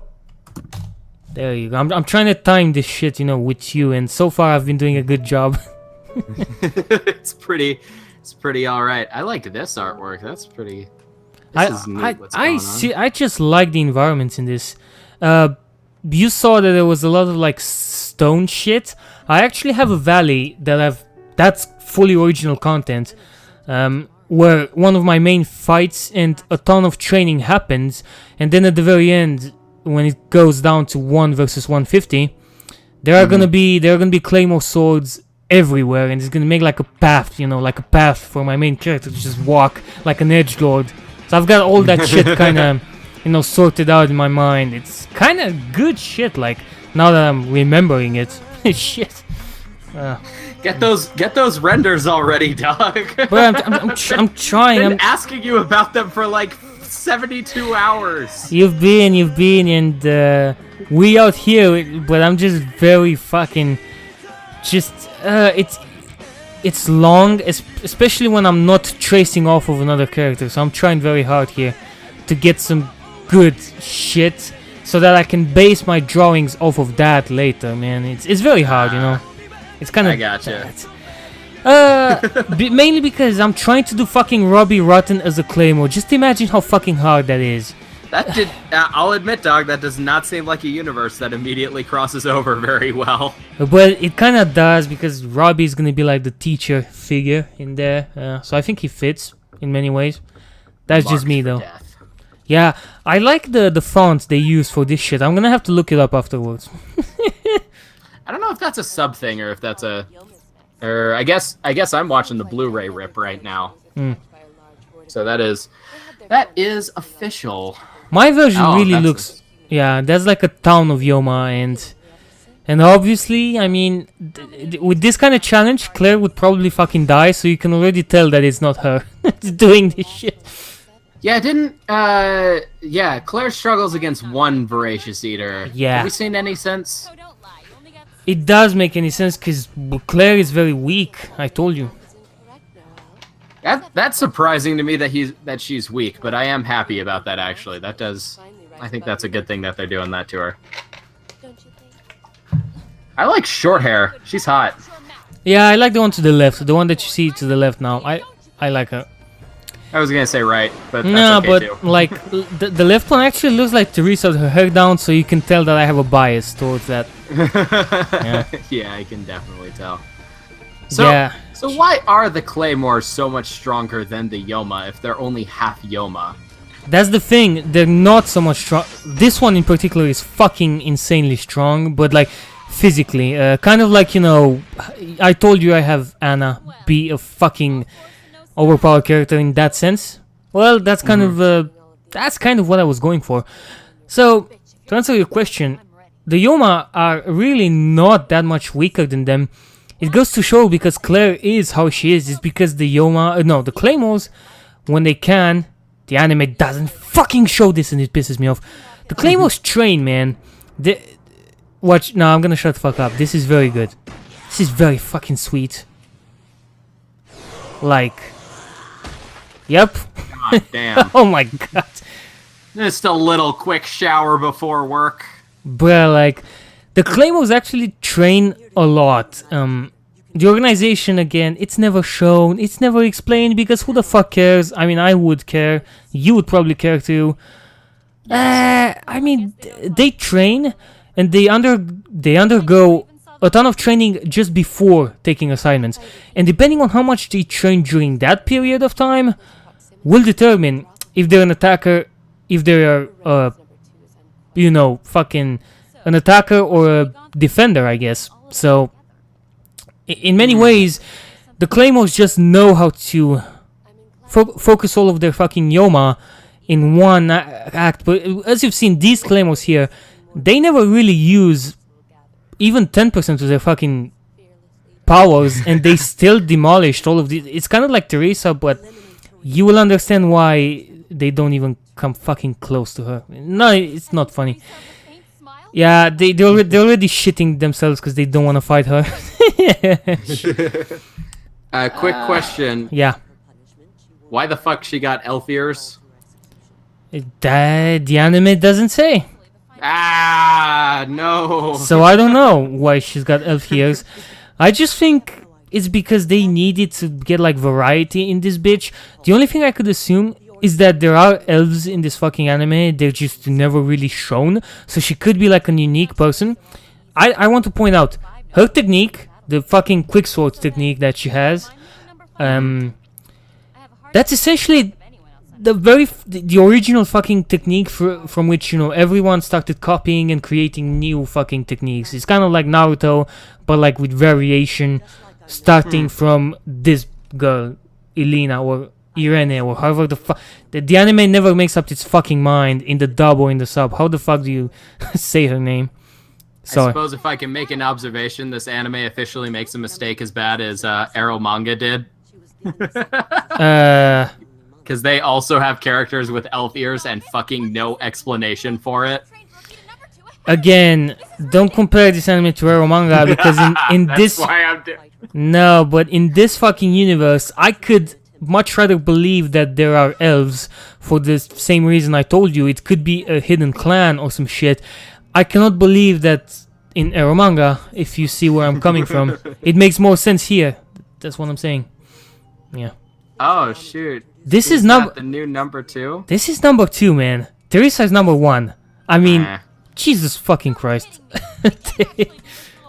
Yeah, Man, I these didn't... hair designs range from like kind of hot to like just terrible. Yeah. I'm normally a forehead boy, but I am not. Bruh, totally I fucking hate her entire design. This chick, I hate her. She has like the worst fucking haircut. That doesn't even look like hair. It looks like a fucking plastic wig attached. It's like someone tried to steal fucking Ritsu's haircut from K-On! Which fucking triggers me because she's the best girl of all time. By the way, this came up way before K-On!, so nope. No. Well, shut the fuck up. You know what I meant. Yeah, I know, but it still pisses me off because it came out before, man. My bad, but look. The year before, K-On! Came out in 2008, and was an original series. Like way before that too. I don't know when Claymore started. You know what? Fuck it. I take it all back. This is not not a discussion. I'm not saying it wasn't original, because Claymore is clearly original too. I don't think it was trying to copy anyone in anything. Yeah. But her hairstyle is bad, and we can agree on that. If there's one thing we can agree on, yeah, it's just that she's fucking. she's horrendous from, in more ways than just one. She doesn't fucking make any sense in the way she behaves, in the way she acts, in her fucking power level. I'm gonna go DBZ style on you, but in her power level, it makes no fucking sense. There's just so much shit that makes even less sense than Teresa being who she is. Yeah. Being the number one. Number one. That reminds me, man. Of Robbie Rotten, yep. But Robbie Rotten is gonna be like number 6, I think, or 5. He's not gonna be number... That's kind of ironic. I'm sorry, man. There's just no way I can justify... I can't really justify Robbie Rotten being on Sakamoto's level, considering Sakamoto is supposed to be like one of the very best. So that's my bad here. Never have any problem justifying Robbie Rotten being number 1. Robbie Rotten is like the trickiest Claymore, that much I can say. He can fucking fool you really easily. As long as he's got fucking shoulder pads, that's what I care about. He does, because he's actually a teacher and shit, so he's assigned a lot more missions than the regular Claymores. This guy's voice, that old guy's voice was... Yeah, that's true. That's the most eager performance I've ever heard. God. He seems so excited. I mean, yeah, the dub is kind of lame in this department with the old man. I'm like... It's okay, I was caught off guard because he seemed like he was so boy, like, Teresa is so fucking tall, like, you could look... Oh my god, man. Like, looking at her just beside other people feels kind of out of place, really. Fucking Amazon. Yeah. It's like, I always thought Kanan from Sunshine was tall. Yeah. But she's like not that tall, actually. Like still kind of a small Japanese girl, which just makes Nico and Ruby look like even more tiny. I know, Girls man. are fucking minuscule. She's standing up on her bed and like she's already fucking huge. Not that way, but she's just very long, which reminds me of a Clamp, but this anime actually has good proportions. Clamp fucking doesn't. Sorry, Clamp, don't fucking copyright me again, please. I didn't mean it. Don't copyright me on this show that you didn't make. No, I meant don't copyright my opening again. I'm sorry. No. I apologize. Good old big titty mommy. Bruh, this is... and this is not why she's my favorite character, so don't be bringing this shit up. This is not why. She's my favorite just because... I don't know, I have a weakness for very strong fucking women leads, I guess. For strong Amazonian woman. Have you seen Wonder Woman yet? Nah. Nah, I think you'd like it. I just don't... If that's what you're into. No, I just don't like movies, and I hate her fucking design. I hate her outfit. And I know I'm gonna get fucking hate for this, but I just don't like... Like, the only fucking superhero I ever liked in my life has consistently been... Saitama. Fuck no. It has... I actually... I'm gonna get so much hate for this. I don't like One Punch Man at fucking all. I just don't like it. I think it's even more ridiculous than My Power Fantasy in the sense that it makes even less sense as to... At least... I start from a fucking childhood and I build up to the most overpowered fucking Claymore ever. But I build up to that. But Saitama, no, man. Now, I don't want to start an argument on this because it's about to go down. What I want to say lastly is that I like Teresa for what she is as a character, because I think she's kind of like a gem in these fucking... in this anime with like so many characters that do so many fucking stupid things, in my opinion. Think of it as price for the entire end. That's awesome. Yeah. That's a fucking badass line. Yep. Holy cow. But these Claymores are badass. Like, you have to keep in mind, they are pretty fucking strong. Like, I'm here to take your head. So how am I supposed to react? God. Yeah, they're not touching their swords, which is very fucking weird in this shot, but I guess it just goes to show the level of like an X number 2 versus number 1. Huh. Yeah. This is kind of cool. Yep. Oh boy. They're really fast. They're kind of too fast even. Yeah, little too fast. Meh, I love it. I'll stand for that. It's just like, if your characters are impossibly fast, then that's a great way to save your animation department a nice amount of money. Yeah. Whoops. Jesus, oh Lord. man. They completely destroyed that fucking hotel. I mean, come on, man. Just be nice to the people. What the fuck? Isn't that a rule of Claymores? It should be, but who gives a fuck? Plot. Uh-oh, there was one more. Yeah. Impossible. I didn't censor at all. Yeah. Fucking hate Priscilla. Fucking hate her with all my might. Priscilla. I like how they actually have like old English names instead of just Japanese names in the middle of English in what is clearly European, I should say. Yeah. This fucking Claymore is hot. Love this girl. Fucking Priscilla? love. No, fuck Priscilla. That one. I don't know her name, okay? The one with the short hair. The ones that are all like coy, the ones that are like sarcastic and acting all smug, like those ones are like kind of hot. Yeah, but not just attitude. I just like her fucking looks, to be fair. That's just me. And this shameless ass shot. I don't give a fuck. I'm okay with that. I can take it. Yeah, I know you are. Yep. Fucking bullshit. Nah. It's not like I'm not... I mean, if it was any worse than that, I would call it bullshit too. Trust me. Why were you not beheaded? Because... plot. Because Teresa's a badass. That's yeah, why. you don't really take her down unless you send... That woman is ugly. Yeah, everybody... The villagers are fucking ugly. Yeah. They are. I know. Well, I guess that does help make the Claymores look like really nice and sexy, smoking hot, which is clearly one of the goals of this show. Yeah, it's pandering to that emotion, to the fucking emotion of wanting sexy Claymores. How similar is that emotion to the desire to see Lolly Hitler? Is I mean, you got me there because it's very similar, but at least Claymore is honest. Fuck. I mean, I'm not saying other shows are not honest, okay? Don't just... I'm not gonna start on that. If a show is honest, I'll just say, yeah, it's fine. I don't care. Let's just see this fight, dog. Yeah, man. Yeah. Jesus, like... They're insanely fast, which is no...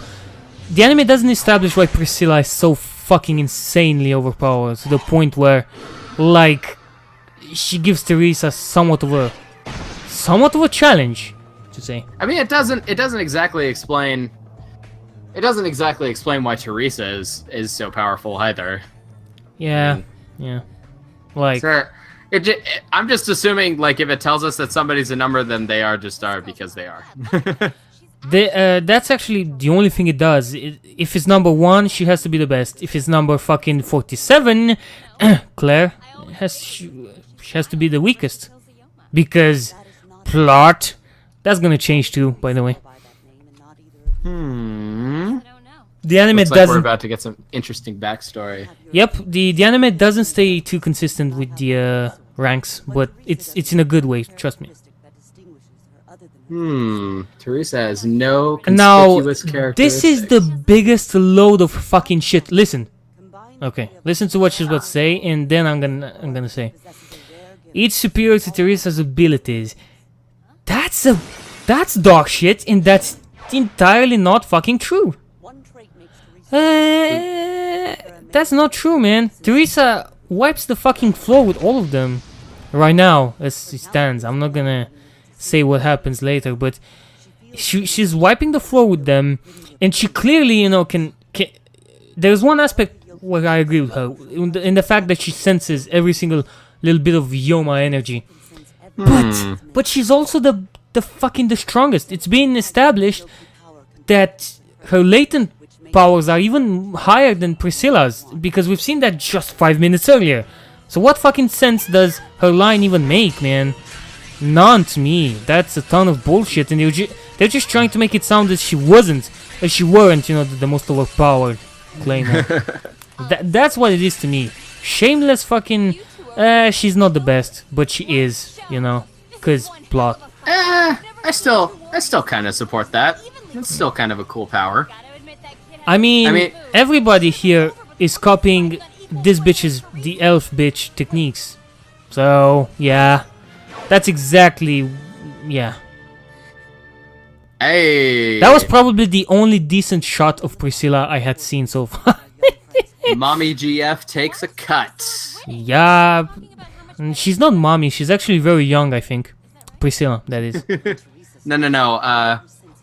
Oh, I don't yeah. even know what the fuck I'm saying anymore. No, you meant Teresa cutting her. That's like the mommy cut. Yeah, I know. I was just getting confused there. That was my bad, not yours. Boy, like. Oh. And maybe Teresa just has like the strongest battle instincts too. I'm okay with that explanation. Yep.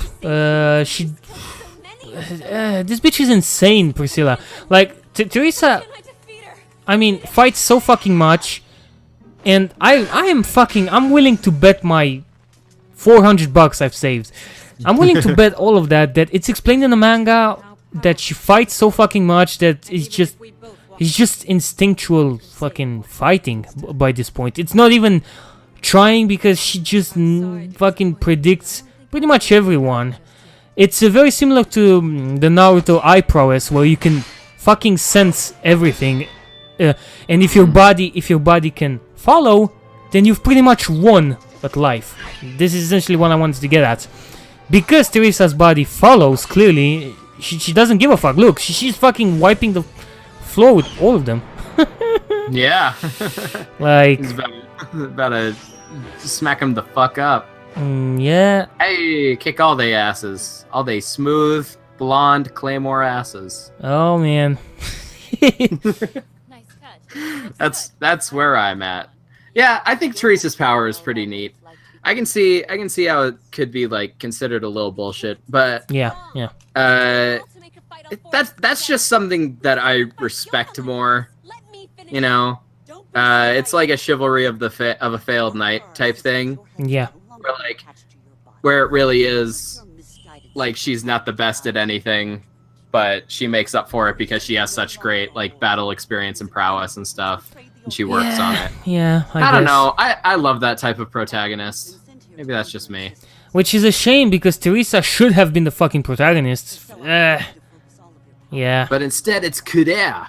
I mean, I'm fine with Claire too. I'm just not okay with her fucking decisions. And shit's about to go the fuck down, man. Oh, are they all... They're is getting... this what Awakening is? No, this is just them using, I believe 20 or the forbidden number.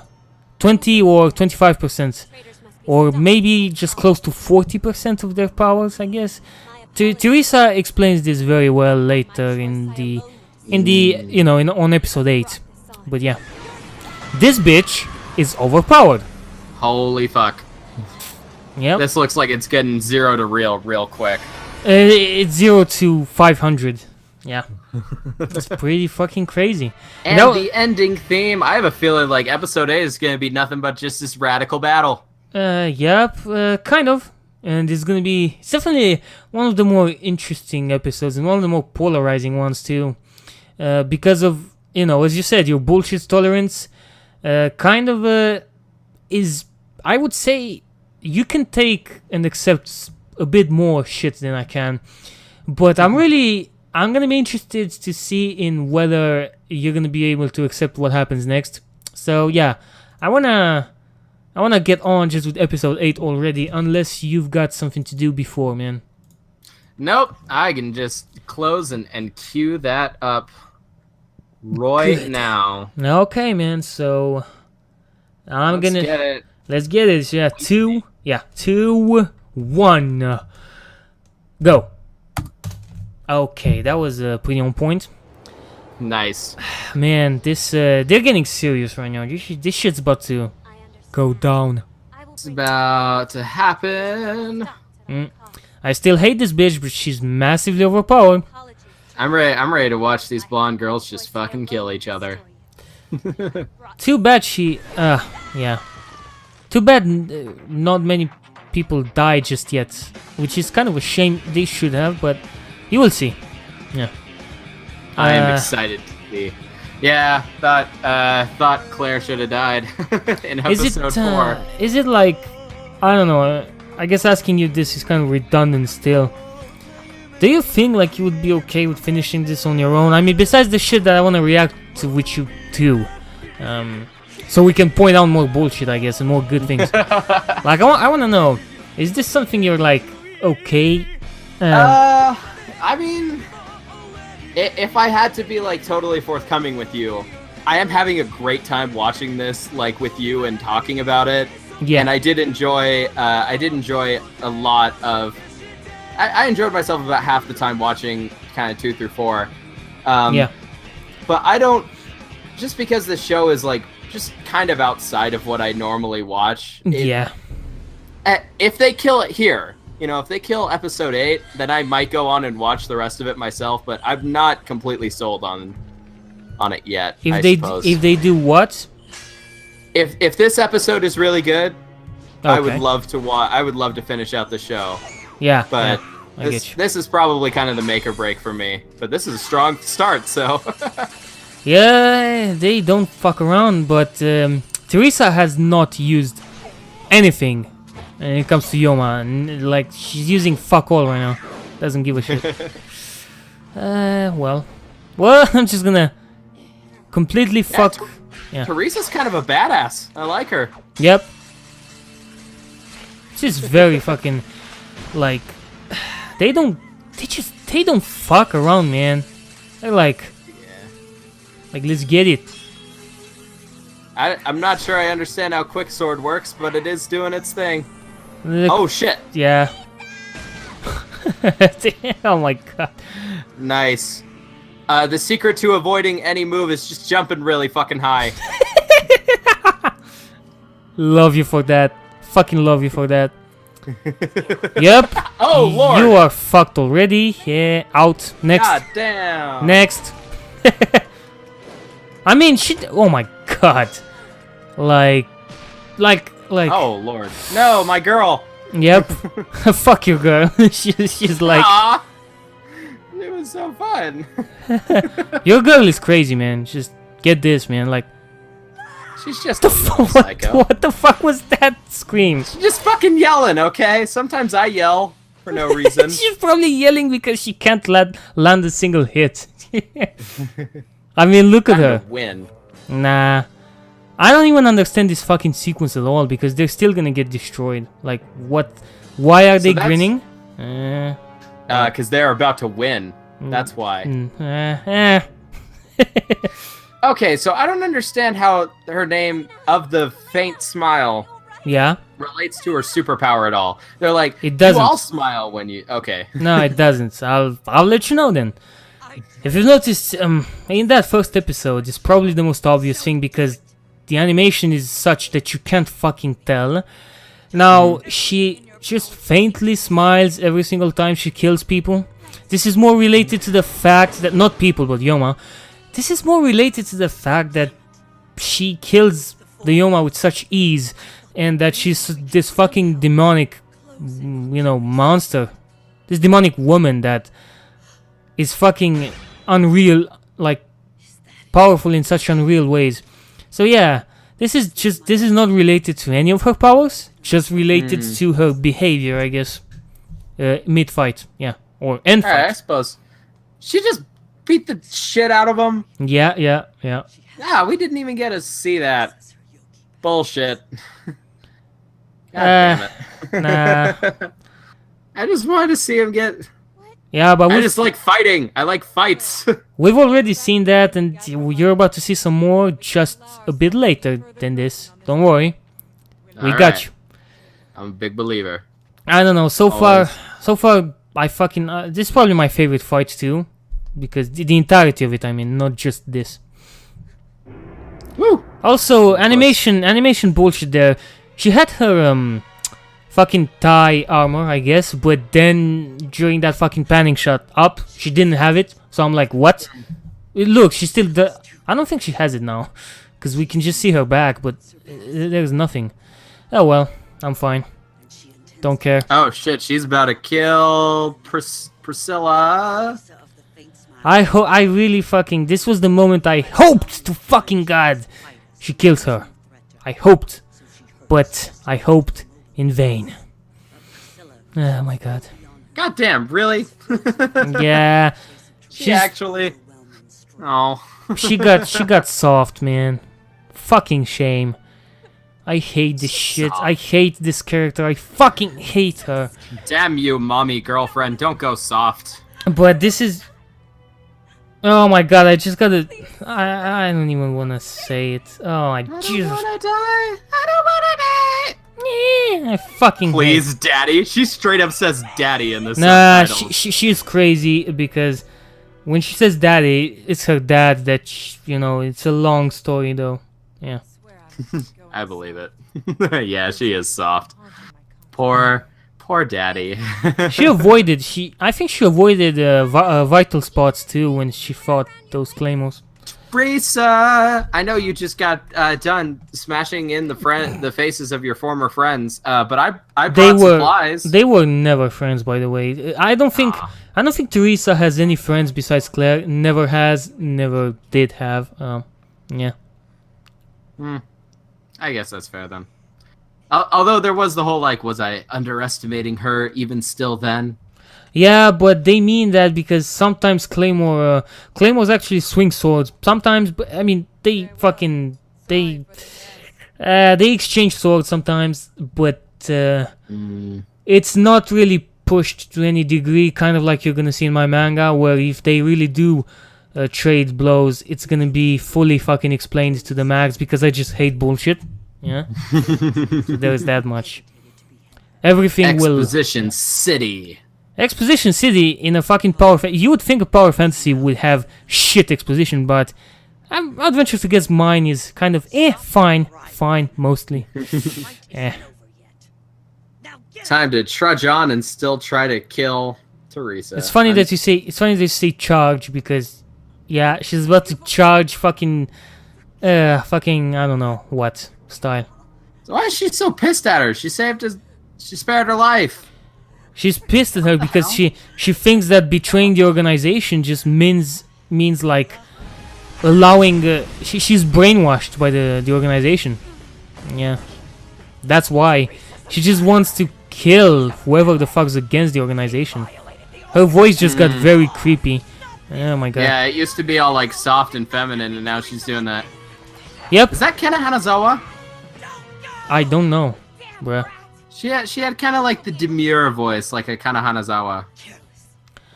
You okay? I don't know what the fuck a voice actor is. Okay. I seriously think that this character here, Elena, the elf, has to be the best character of the show, and you're gonna be like, oh shit, not Teresa? Yeah, not Teresa. And I really fucking hope you finish this to understand all of where I'm coming from. Elena is the best character here, and she's the only one who thinks. For fuck's sake. Yeah. I'm not kidding. Like Prissy here. No, I don't like... She's just gotten very fucking creepy very quick. Instantly. Like... Time to kill her. Coop. Priscilla? Yeah. She's very fucking strong still. I like her noises. This is great. Yeah. I don't like them, man. That's creepy shit. Look, Teresa's about to establish the power levels, I guess. Okay, well, I'm gonna briefly pay attention. Okay. Physiques. Yeah. If you go over 80%, you won't be able to revert back. Yep. Oh. Which is kind of bullshit, because she doesn't seem like it. She still seemed very weak for an 80%, but whatever, Teresa. Whatever you say, girl. Yeah, I mean, why not just hang out at 79% for a while? You know what I'm saying? Oh my God, man, this shit's really, making me question how the fuck Teresa is still having such an easy time here. It's very hard to to understand. Because she's a badass, that's why. I love Teresa still. Yeah. But check this out though. It's not as easy. It's becoming harder and harder. I like the fucking everywhere. I like her skin, Priscilla's skin. There's a lot of detail in the shit they do. I like that. Oh Christ. Yep. Oh Jesus. Whoops. What the hell? Too bad she's too fast, but is she? Nope. She got stabbed in the forehead. Yeah. Whoever the creator of this anime is definitely has a forehead fetish. Yeah. Or maybe I'm just putting that out maybe he just wanted to do like the Western style where you can actually see more foreheads than as opposed to anime. Maybe, I don't know. Anime gets fucking ridiculous with bangs all the time. Yeah. But Whereas this one, it just looks like, even if you look at the hairstyles, it's kind of like a regular ass hairstyle, except for some. Priscilla got a motherfucking 5 head. I would go as far as to say she's got a 6 head. Teresa has like a 4.5. Or a 5, I don't know.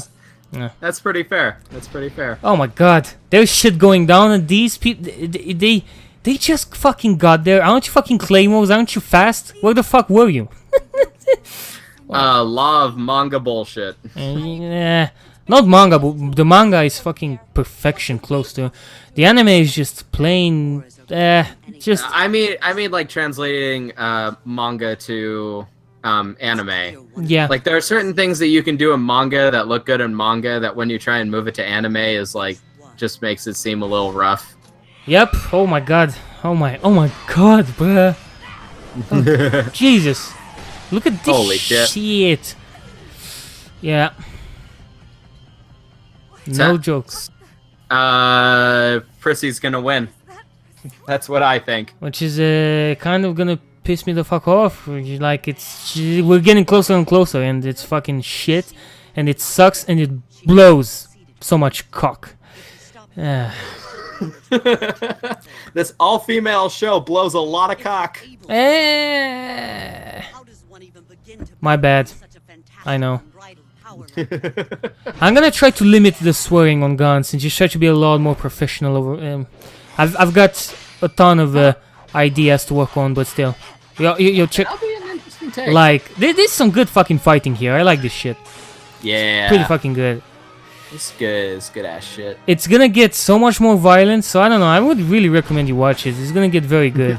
Still, I probably don't do the show service by saying all the flaws and shit, but it's gonna be so much better than just Nah, man.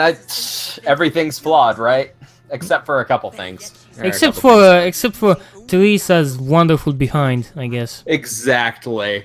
That has no flaws whatsoever.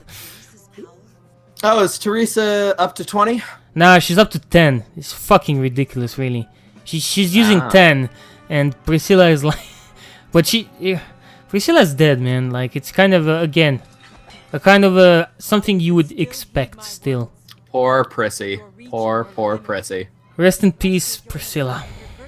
We didn't love you. We fucking hated you, and we're glad you're gonna be gone. About to get murdered as fuck. And I like how these just don't even have the balls to step in. Not that they had balls to begin with, but you know what I'm saying. Daddy. Yeah, they don't have back my daddy. Check this out though. She's going crazy because obviously the Yoma shit taking over. She should be at a good 79% just now, I think. Now that you are mentioning that. Yeah. What the hell? Yeah, he actually killed his fucking her dad. Huh. You know what? I gotta say, that's pretty interesting because just of how it parallels Claire. Yeah. I mean, that's actually really... Yep, she's insane just because of that. She's gone too. She's fucking... I just think the parallels are interesting. That, like, that is Claire's story in a very real way. Which is funny, yeah. I think it was done intentionally, maybe, probably. I don't doubt it. Well, because then it would like retroactively foreshadow what happened to Claire, kind of in episode 4. Maybe, yeah. Like, goodbye. Like, it's over, man. She's fucking dead. This is pissing me off to see her fucking cry when I hate her so fucking much, and I still crying and snotting and drooling. I still feel sort of bad for her, man. Because, again, if you had to kill your own fucking dad because of Yoma, I would be fucked up too. I don't fucking blame her because of this. I think the anime does this part of her right. I think it fails on other aspects, which you will see. But yeah, that's my opinion on that, at least. Just gotta say. Yeah, I def feel you. Well, I legit just love that I can just watch a show and for once, just agree on so much shit. Feels good. Yeah, I agree, and it's time to put her to bed. Good night, Priscilla. Goodbye, and I'll be seeing you soon, I guess, in hell. I don't think a Claymore who has killed humans, despite whatever the reason may be, would go to heaven if that existed. I'm just saying. It's just I'm just very hard-lined against thinking. Yeah. Oh, what the hell? What the hell is what? This is shit. This is fucking shit. Fuck you. this fucking anime. Oh my god. Fucking despise this anime because of this. And she awakens. Because of course she does. For no fucking reason. Like, I think she awakened before this. And as shocking as it is, Priscilla is stronger awakened than pretty much every single awakened being there is. And I had to tell you this right now so you fucking understand why the anime bullshits its way through this. Fucking hate this. I fucking hate this, but this is a pretty fucking badass awakening too, which kind of stops me from hating constantly. Yep. God, man, if I was Claire, then I would have shot my pants fucking 5 times over by now. Holy shit. And it's not even done, bruh. Like, the episode is not done. Just wait. It's just about to get this much more depressing. God. Christ, I can't believe they did it. Look, I mean, her design is fucking sweet in this. I like this. Yeah. It's pretty fucking good design there. I mean, solid demon-like design, I guess. I know it's pretty generic, but I love her, man. Like, I love the way she looks. Her forehead really needed that horn, I gotta say. Yeah, it did, man. It did. Because otherwise it was just a nice empty spot. Oh boy, and I guess they just hated that. Oh, Helena, just fuck off, girl. Nah, just no. No. Nope. You ain't gonna do shit. And I feel actually bad because Helena dies because she's the best fucking character in this fucking anime. Jesus. But you should have acted before. You should have fucking killed her before. Yeah, so, just wait on the sidelines while she's awakening. Yeah, that's fucking stupid. I mean, I can come up with an explanation for why, but that's just a little much. Yeah. Well, Jesus. Christ. Oh my god. Yeah, that was Sophia, I think. Her name, the one that I liked, Sophia. RIP. Oh my god. Jesus. Christ. Yeah, this is intense. God, this kind of makes me feel kind of sick, man. This is not something I liked to see. Yep, pretty much everyone fucked in the worst. All right, time for Claire to die. She doesn't show up later. But if you haven't figured by now, this is a flashback, so of course she does show up. Yeah. But the reason for what? This is very fucking stupid. Watch this. Just watch this entire scene. I'm gonna shut the fuck up. Okay. Yep. Just walk slowly. Just walk real slowly.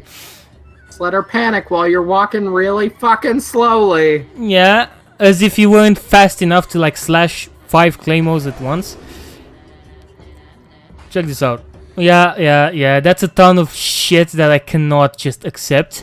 Especially since they feed on fucking humans. Jesus Christ. What the hell? She's a flying type, Claire established that. Why'd she walk past her? I think Claire was just so insignificant even back then. That's the only way I can see it. It's bullshit. It's plain bullshit. So... It would have taken literally no effort to kill her. Or eat her, like they do, but... I guess even if it weren't Claire... Even if Claire died, it wouldn't have been a flashback worth showing, I guess. So, yeah, I can kind of see why you can't kill Claire, but it becomes a problem when you have characters this fucking powerful. In many ways, I think Priscilla is far more powerful than the majority of my Claymores. That includes Robbie, that includes fucking maybe even Anna, like not awakened. I don't know, man. It's hard to have so many overpowered characters, and this kind of hit my feels in the gut, man. Hit me fucking hard. And yep, this blows. This entire scene fucking sucks ass. Oh man. What a note to end on, I guess. I still have to go and do stuff today. Damn it. I mean, you can watch some happy shit to help you fix that, man. You know what I'm saying? At least the sending theme is cool, but that was kind of rough. That was kind of a rough ending. I think just because of that ending, I don't think you're gonna be willing to watch the rest.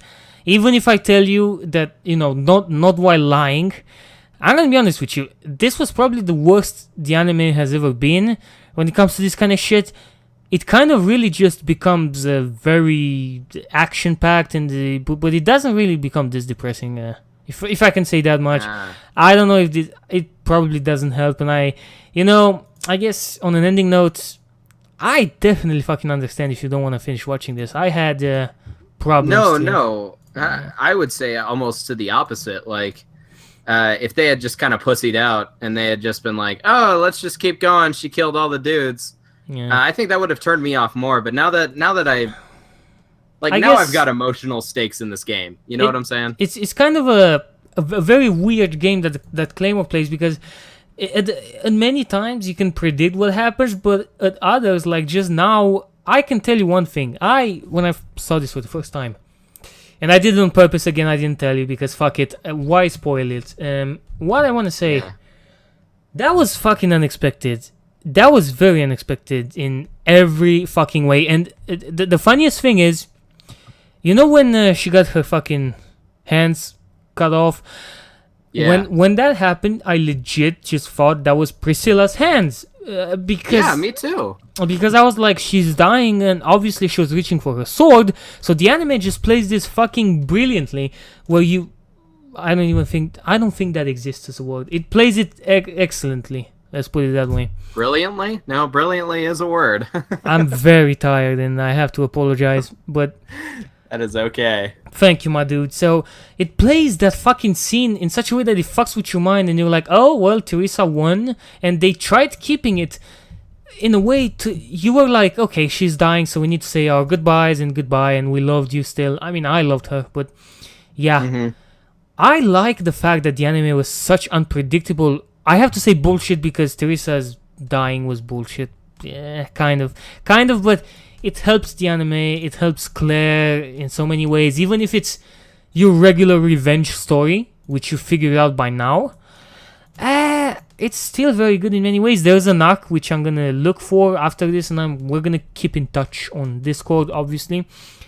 To let you know, because we're gonna be waiting some time. I need to edit all of this shit. I've got like 3 videos of the long videos of us just that I need to post, and I also have, of course, the Guns review, which I'm kind of polishing right now. I'm trying to take out all the cussing. I mean, I'm leaving, in it the contextual cussing, I guess.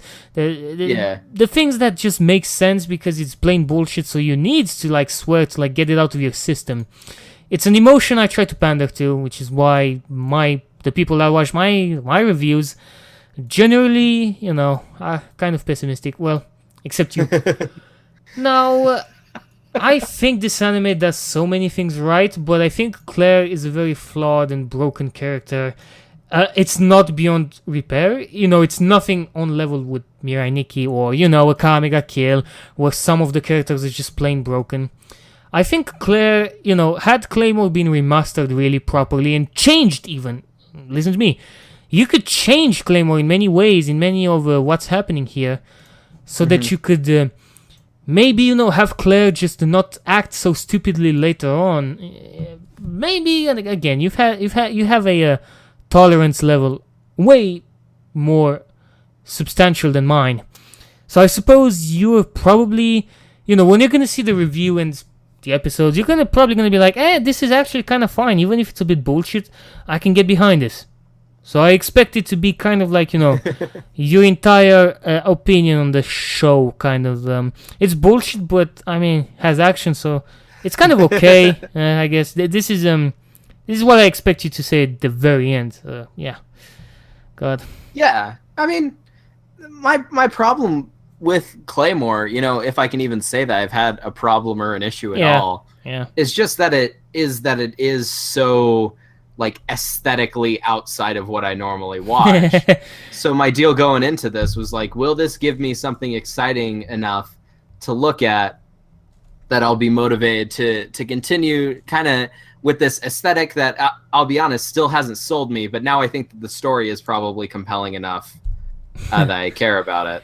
So yeah, it'll be interesting to see going forward. I argue with Dario a lot of the time. I'm like, hey, let's always go darker and edgier. Yeah, because I do like so many light and fluff shows. Yeah, man. Although, that has a time and a place. This is probably like the least, like, I really wasn't expecting this, because at the very beginning, I guess, it kind of, again, if the plot is good, generally everything just sells. It needs to have a plot that just follows somewhat of a consistency, as flawed as it could be, even. There are shows like Mirai Nikki which have no redeeming qualities, and I still stand by that. But when you look at it fucking aesthetically, maybe Mirai Nikki would be something you would want to watch if you hadn't seen my review, I guess, first. Maybe even now. Not totally my type of show, but I do get where you're coming from. Which, I wanted to get to the fact that this is probably one of the best fucking compliments you could pay Claymore in saying that, because aesthetically, again, it's a subjective thing in many ways, and I do understand that you like the fluffy shows and all that, because there's appeal in that. There's appeal in even Yojo Senki, the Lolly Hitler anime, and I will understand you on that, and I will try and fucking do my best to let you know every time that if I fucking hate a show, I hate it either because contextually it's not my thing at all. So for me, as I'm gonna state in the Guns review, hoping that we still live until then and we can watch it and be proud of it, like the two of us. But I'm gonna say that to me, anime is kind of like this one-sided thing. Anime is either Claymore, which is excellent for what it is in my opinion, because of the plot and the action, many ways, and the animation, because I'm a fan of that. But if I were to say, Mirai Nikki is the kind of anime that I despise. So you've probably noticed by now, there is no really in between with me. It has to either impress me, or I have to fucking dislike it. So I'm thinking to have an anime like Guns, which I really cannot fucking make an actual biased opinion. I have the unbiased facts which are going to be coming and flowing through. I've got fucking minutes upon minutes of facts about everyone, which I think many people will agree with. I think I have a pretty popular opinion for once when it comes to Guns. But it's very hard for me to place myself in the middle where I'm just okay with the show. I either just love it or I fucking dislike it. Yep. Yeah, it's rough to have something that you like a lot of elements of, but or ultimately have too many problems with. Kind of That's what do they call it? Like, there's the neutral, I don't really care about it 5, and then there's I'm so mixed, it's a 5. That is Guns, except that for a number of reasons, Guns is gonna get a shit out of 10 for like if I had to rate it again individually, I would give a 2 and then a 1 for the second stage. They call the second arc the second stage. Another editing fuck up being that the second stage really doesn't justify being the second stage because it starts on a very weird episode. So why the fuck is it second stage even? Wasn't worth it, but well, whatever. I'm like very fucking mixed with guns, but at the same time I think this is what's gonna allow me to point out all the good shit and then all the bad things. And again, in many ways, recommend guns to even you, because I know you do like the seinen kind of shit and you kind of are okay with fan service. You have more tolerance than I, so I guess I can recommend you guns, man. But again, I think if you ever plan to watch guns, it should be before the end of July, because my review will spoil guns, or even if it spoils it, it's still worth watching, I think, in many ways. So you can consider that maybe after my review. We'll see. Yeah, I've had this same conversation with a couple of people now. Oh. But just so you are aware, for the most part, I don't care about spoilers. I'm actually kind of anti-spoiler culture because, if you had told me that, like, Teresa dies at the end, you would have taken away the unexpectedness, but I could still already appreciate that as a decision that the show would make. Because I think so much of like popcorn narrative, so much of what's cheap and easy relies on all these twists to hook people. And I don't really care about twists so much as I care about what you're going for and how you pull it off. So if you do have any initial concerns about spoiling me, understand that A, I like spoilers for the most part, and B, if I'm spoiled for something, I would say I'm more likely to watch it than if I'm not spoiled for something. Does that make sense? It does, and I like to hear that because that's probably why you're okay with generally all my reviews.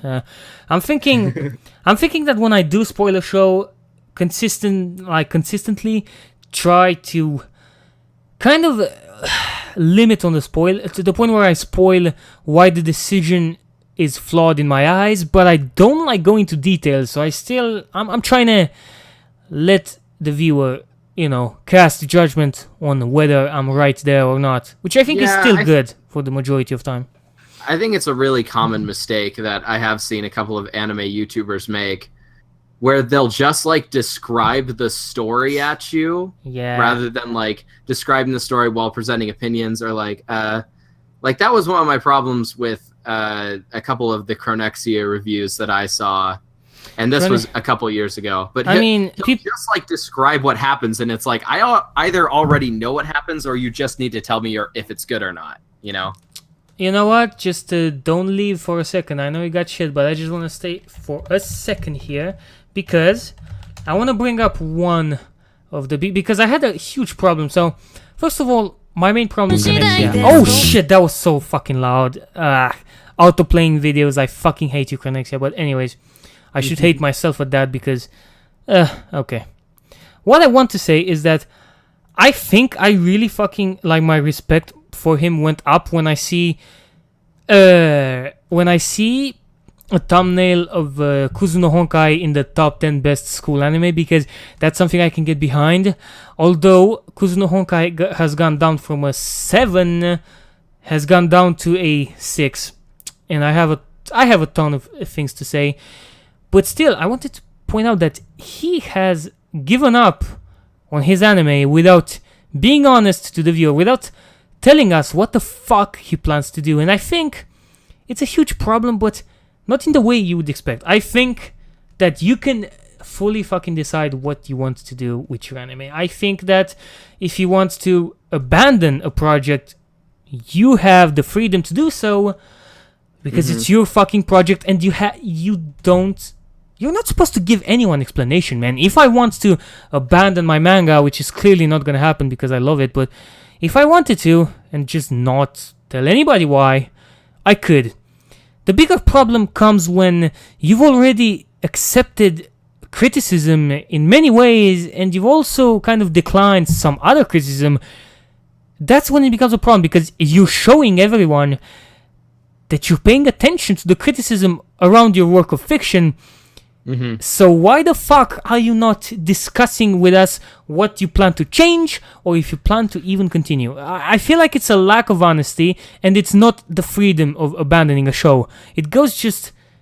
I'm going way too far with this. It's retarded, and I know you probably disagree with me. I think it's a lack of honesty to the fucking viewer. I'm just being serious here. Why the fuck just not make a 2-minute video with ads? Because of course you're a piece of shit. Keeping in mind, I never put ads in my very short video, nor do I have mid-roll ads, so just keep that in mind, my boy. So just add, with ads, so that you're a piece of shit. And of course, because it's gonna have Connexia and the 8 seals in the title, you're gonna make a ton of cash, because it's 2 minutes, so people will watch it, people will watch the ads. Good money. Why the fuck are you so stupid to the point where you can't even see how to make the money? Connexia is not a good businessman, by the way. I have to mention that every fucking time. It's blatantly obvious that he doesn't know how to do business, how to even do clickbait. I can do clickbait better than this guy, and he has... yeah. Well, he's obscenely popular for some reason. No, I have to give him that credit. I will give him credit because his top 5 anime shit has always given me some sort of fucking insight on the anime I would want to watch. And back when I had just watched Mirai Nikki and Naruto, I was in a bubble, man, and I was in a fucking foolish bubble.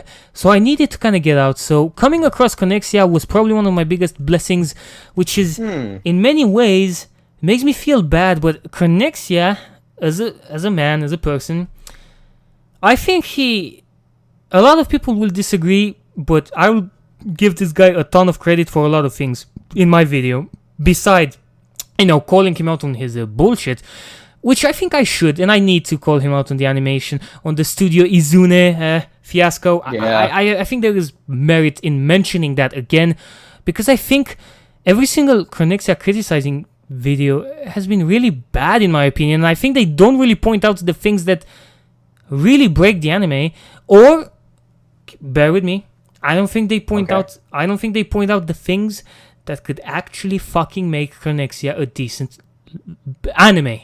And I'm being fucking serious here. You might be going like, this is bullshit, but no.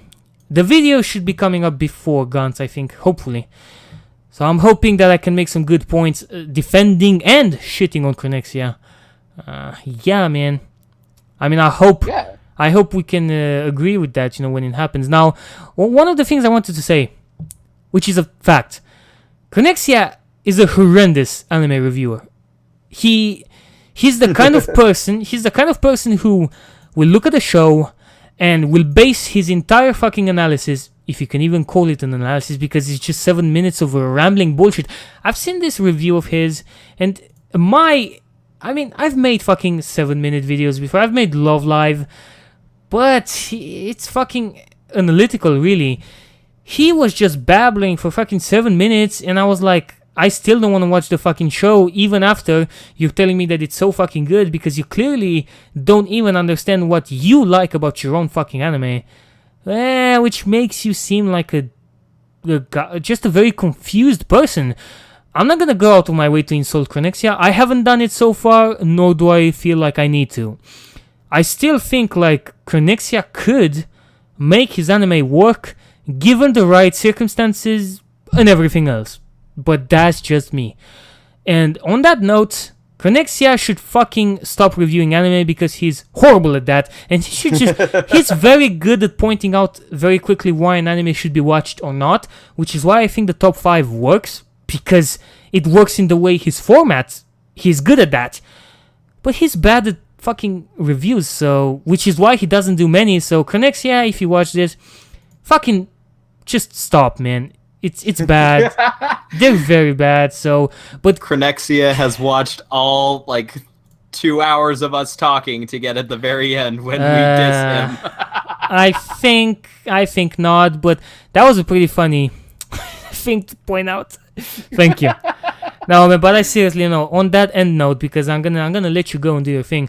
I seriously love that we have so much shit to talk about, and again, I'm actually surprised that I have such a positive outlook on Connexia, which I think is going to be a good contrast on maybe a lot of people's opinions. So I'm looking just to see what you think about that video when it comes out.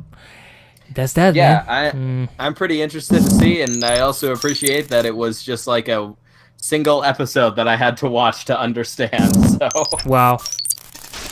Yeah, I mean, because other shows, to kind of sometimes get where people are coming from, you have to watch like you have to do the whole 3-hour slog, or if it's a 26 episode, you have to do like the 6-hour slog.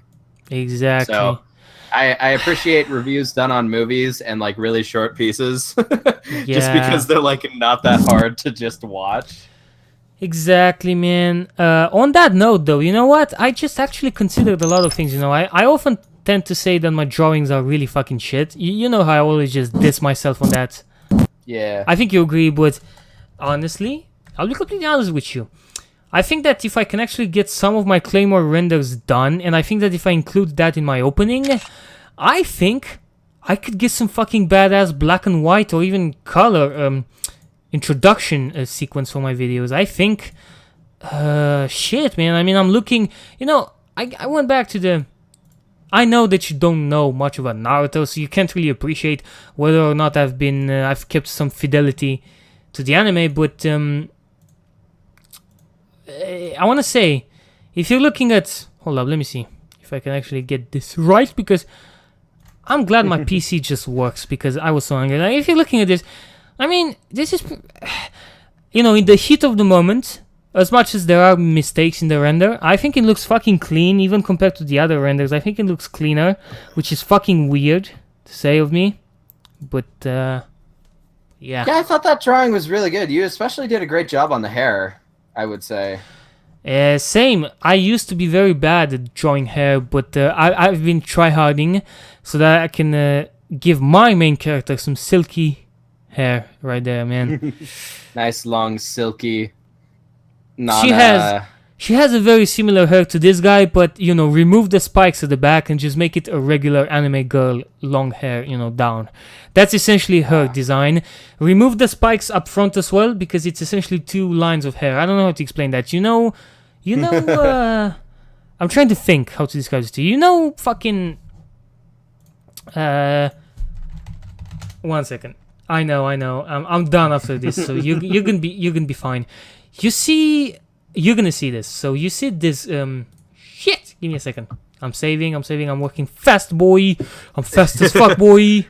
Fast as fuck, boy. Killer Keemstar. I seriously find all of this Killer Keemstar shit funny as fuck, although I don't agree with Keemstar. But I love the fast as fuck, boy. You see, this is the old design for Sasuke, back when Kishimoto still could fucking draw properly. So... You see those 2 fucking... This is essentially my main character's hair design without the spikes on the left that you see. The ones to the very left and up. That's my main character's hair, but it's long. So, yeah, I mean... Gonna keep the Claymore forehead tradition. No, because my main character will look like this guy, like Sasuke, but she will have the eyebrow game on point, so that means and of course I'm gonna take more time on the lips, but not in the way that you think. On the way that you have that white thing going around the lips and shit on the renders, but you still have the you know, the glowing when they do that shit. Well, I'm gonna need to make that so that it makes a solid difference, besides her nose and her face being a lot more like her mom's. Which her mom, she's got that fucking fate, you know, she's got that Code Geass fucking pointy chin. And I'm thinking that this is not a bad design for my main character, but I might stick to, you see this guy's chin in the second pick. I think I might stick to that because it's, just fucking, it's more fine to me. Other than Softer. Other than that, I have eyes and all that kind of shit. All of that, I think, will stay. And the hair design, with the exception of the spikes, and more details, meaning that I'm gonna have the white, you know, the white shine on the purple hair thing going on. I'm thinking of adding just details and shit. I've gone way too long and way too far about what's gonna happen in that fucking manga, to the point where I don't even know if it's worth reading anymore, because you already know so much shit, man. It's hard. Still super pumped to see it realized. Still super pumped to see the renders. You know, and remember, I am anti-spoiler culture. I do not care. fucking appreciate you for that. And on that note, I think we've done some very solid job at describing some of the problems and some of the fortes of Claymore. I don't know about you, man. What do you think? Yeah, just off the top of my head, I felt like I got most of my thoughts on it out. Yep. That's it, man. I say go and just, move on with your stuff. Fuck, Might go to a fucking Japanese festival today. I don't even know. Gonna call somebody. So we'll see. Oh god, that sounds like a lot of fun. I wouldn't have, because I'm just this fucking nerd that just sits inside his house, fucking editing YouTube videos and shit, just doing kind of bad. But the difference is you make good edited YouTube videos, and because don't start. I don't. Don't start, because I'm gonna be mad. I think you make some very fucking good videos too, because again, the format of your videos kind of fits that. I don't think you would fit the type of format I do, where I'm kind of trying to even out the good and the bad. But if there's so much bad, I'm gonna have to really fucking highlight the good, and then just spend 40 minutes bashing a show. I think you wouldn't really fit that. I think because you would probably be, I'm gonna be completely honest with you, you still could never be worse than Connexia at reviewing. But I don't see you becoming the one reviewer. I see you making these kind of discussion videos, pointing out the little details about things, and even more general discussion topics, and just general interaction between characters, like you've done with Yo, and much more things, again, which I think you're much better at than me. I happen to not be very good when it comes to characterization. I mean, I can tell when a character is good or bad, but I can't really tell you what makes up the good and the viewer's benefit when it comes to the establishment of said characters. Even if I have a grasp of what that is, and you're gonna notice that in Guns, I don't have much of an opinion on characters as a whole. To me, a character is good when they're actually useful to the plot. When it gets to a point where subtracting said character from the plot would render the anime into the same fucking anime because the character has been insignificant, that's problems with characterization. But as you could see, I'm pretty simple with characters. I'm generally fine as long as it's not just that, the game breaking the game breaking thing for me is coherence when it comes to that, to the interactions, and I guess stupidity, or I guess even intellectual level of characters we got. That's me, man. That's my opinion on that shit. Well, I definitely appreciate it, and yep. Because of that whole law about you shouldn't talk about things that you actually want to do, I'm not going to discuss anything else that I'm looking forward to doing. But no, I think you're free to discuss whatever the fuck you want. If you want to make like a fucking 18-minute video talking about how Mari is flawed as a character, I could take that from you, because I think you've got some very solid points to bring, and I would expect some solid points. I don't think I would be disappointed when it comes to that. So I will just say this much. Yeah, I mean, my only thing that I want to go forward doing is at least have integrity about the things that I talk about. Yes. I don't want to. I never want to just get to calling things bad just because they're bad. Yep. I think that's such a common trapping, is just to be like, oh, it's bad, and I'm not going to explain why.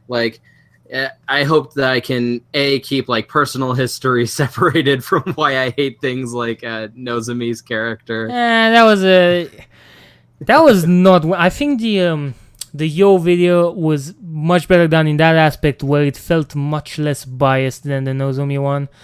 So I gotta give you credit on the Yo video, because it's definitely, that one was actually positive somehow. Yeah. The way that video came about was I sat down at late at night, and I was like, all right, everybody's been sucking her cock for so long. Nozomi? Yo, yeah. Everybody's been riding that Yo dick for a while. I would ride that Yo dick if you had one. Just saying, man. I'm out here and I'm sitting down and I'm like, all right, I'm gonna rail on this girl for like 20 minutes. And I sit and I go and like 10 minutes I just came up with like maybe a couple like good things about what's not good about her. And then like the last 10 minutes of it, because my rule was I always have to do like 20-minute takes. Yes.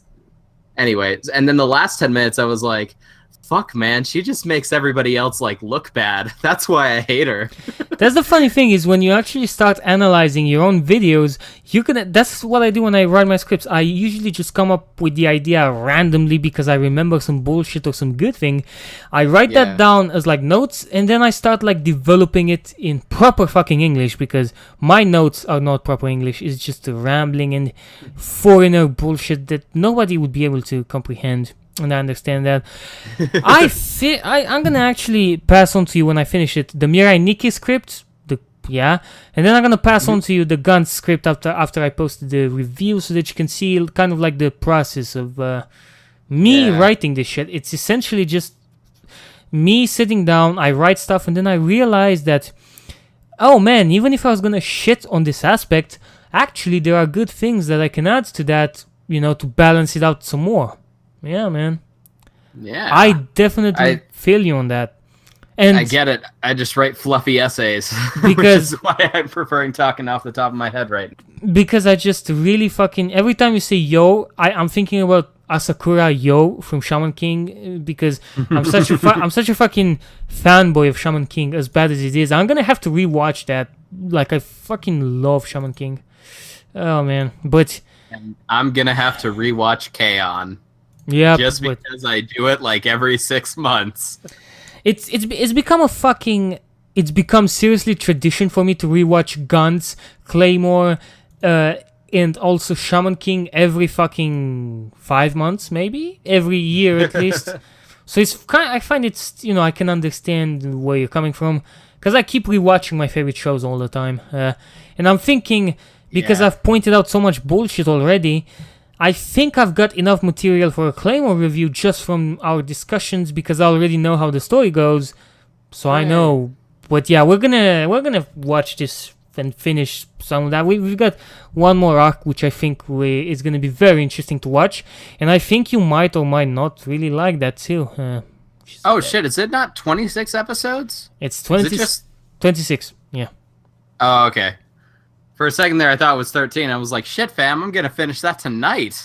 Yeah, because it's sweet, though. When I was watching Claymore, I finished it in one swoop, and then I was satisfied, but then I was like, bruh, like, I want this again, but with new characters, new Claymores, new environments. I just want more. And I felt really fucking bad, because I was like, 26 episodes. I would watch a good 100 episodes of Claymore if need be. I would have loved that, but too bad.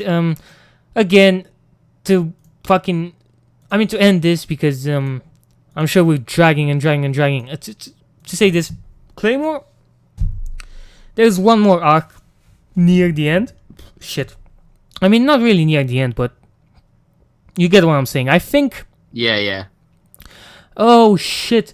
There's actually 2 arcs which are very fucking good in this anime, and oh my god, this makes it very hard for me because I think that after episode 8, just what follows will be a lot of interesting things happening to Claire, the introduction of a character I have in my actual manga, and it's very fucking interesting because that character is very, very colorful, I guess, and no, but we're gonna get the tentacle scene before that, so you can count that. I'm gonna check which episodes were, and then I'm gonna let you know which ones we should definitely watch live because I think it's more fun watching the badass shit live. Yeah, man. Yeah, dude. As they say on the internet, LMK stands for let me know. I don't know that, man. I'm probably still just being my hippie dead ass, not knowing all of these edgy awesome expressions like LMK, like humst. I'm just kidding. I'm fucking with you. I'm fucking with you. Nah. Yeah, all good, man. I still maybe one day I can maybe get to touch your hair too, because I think it's fucking badass, and I think you would fit as an anime character, and I still consider adding you as a Claymore too, in some way. Could probably work. I don't know. I'm largely flattered. My hair... You guys haven't gotten like a picture or anything in the few days, because literally my hair is a mess, and I've interacted very minimally with people this week, not entirely by choice. Oh my god. So I'm also like, my beard has gone from like, oh wow, he can grow a beard on one part of his face, to like, now I largely look like a mess. So really after this, I'm gonna go clean up and maybe try and be social a little bit. But that sounds like a good idea, and I guess have a good rest of the day, and I will see what the fuck I'll do. I guess I'll just chill on YouTube. I got a lot of shit to write tomorrow. I'm hoping I could finish at least one of the scripts, so that maybe I can start working on the video, on the recording maybe. Who knows. My man's be on that grind. Yeah, man. And the renders will be, at least one of the renders, you will see a proper one before the end of the month.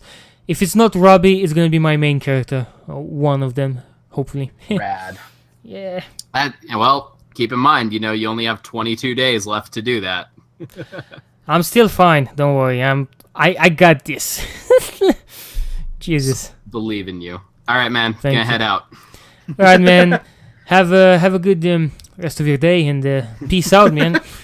Get some sleep. I know it's late as fuck over there. Fast as fuck, boy. I'm not gonna have any sleep, boy. You better, though.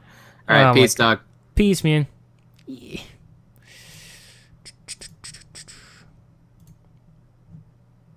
Well, that was fucking good. Thank you guys for watching this long-ass video, and yeah, man, have a good day. Goodbye.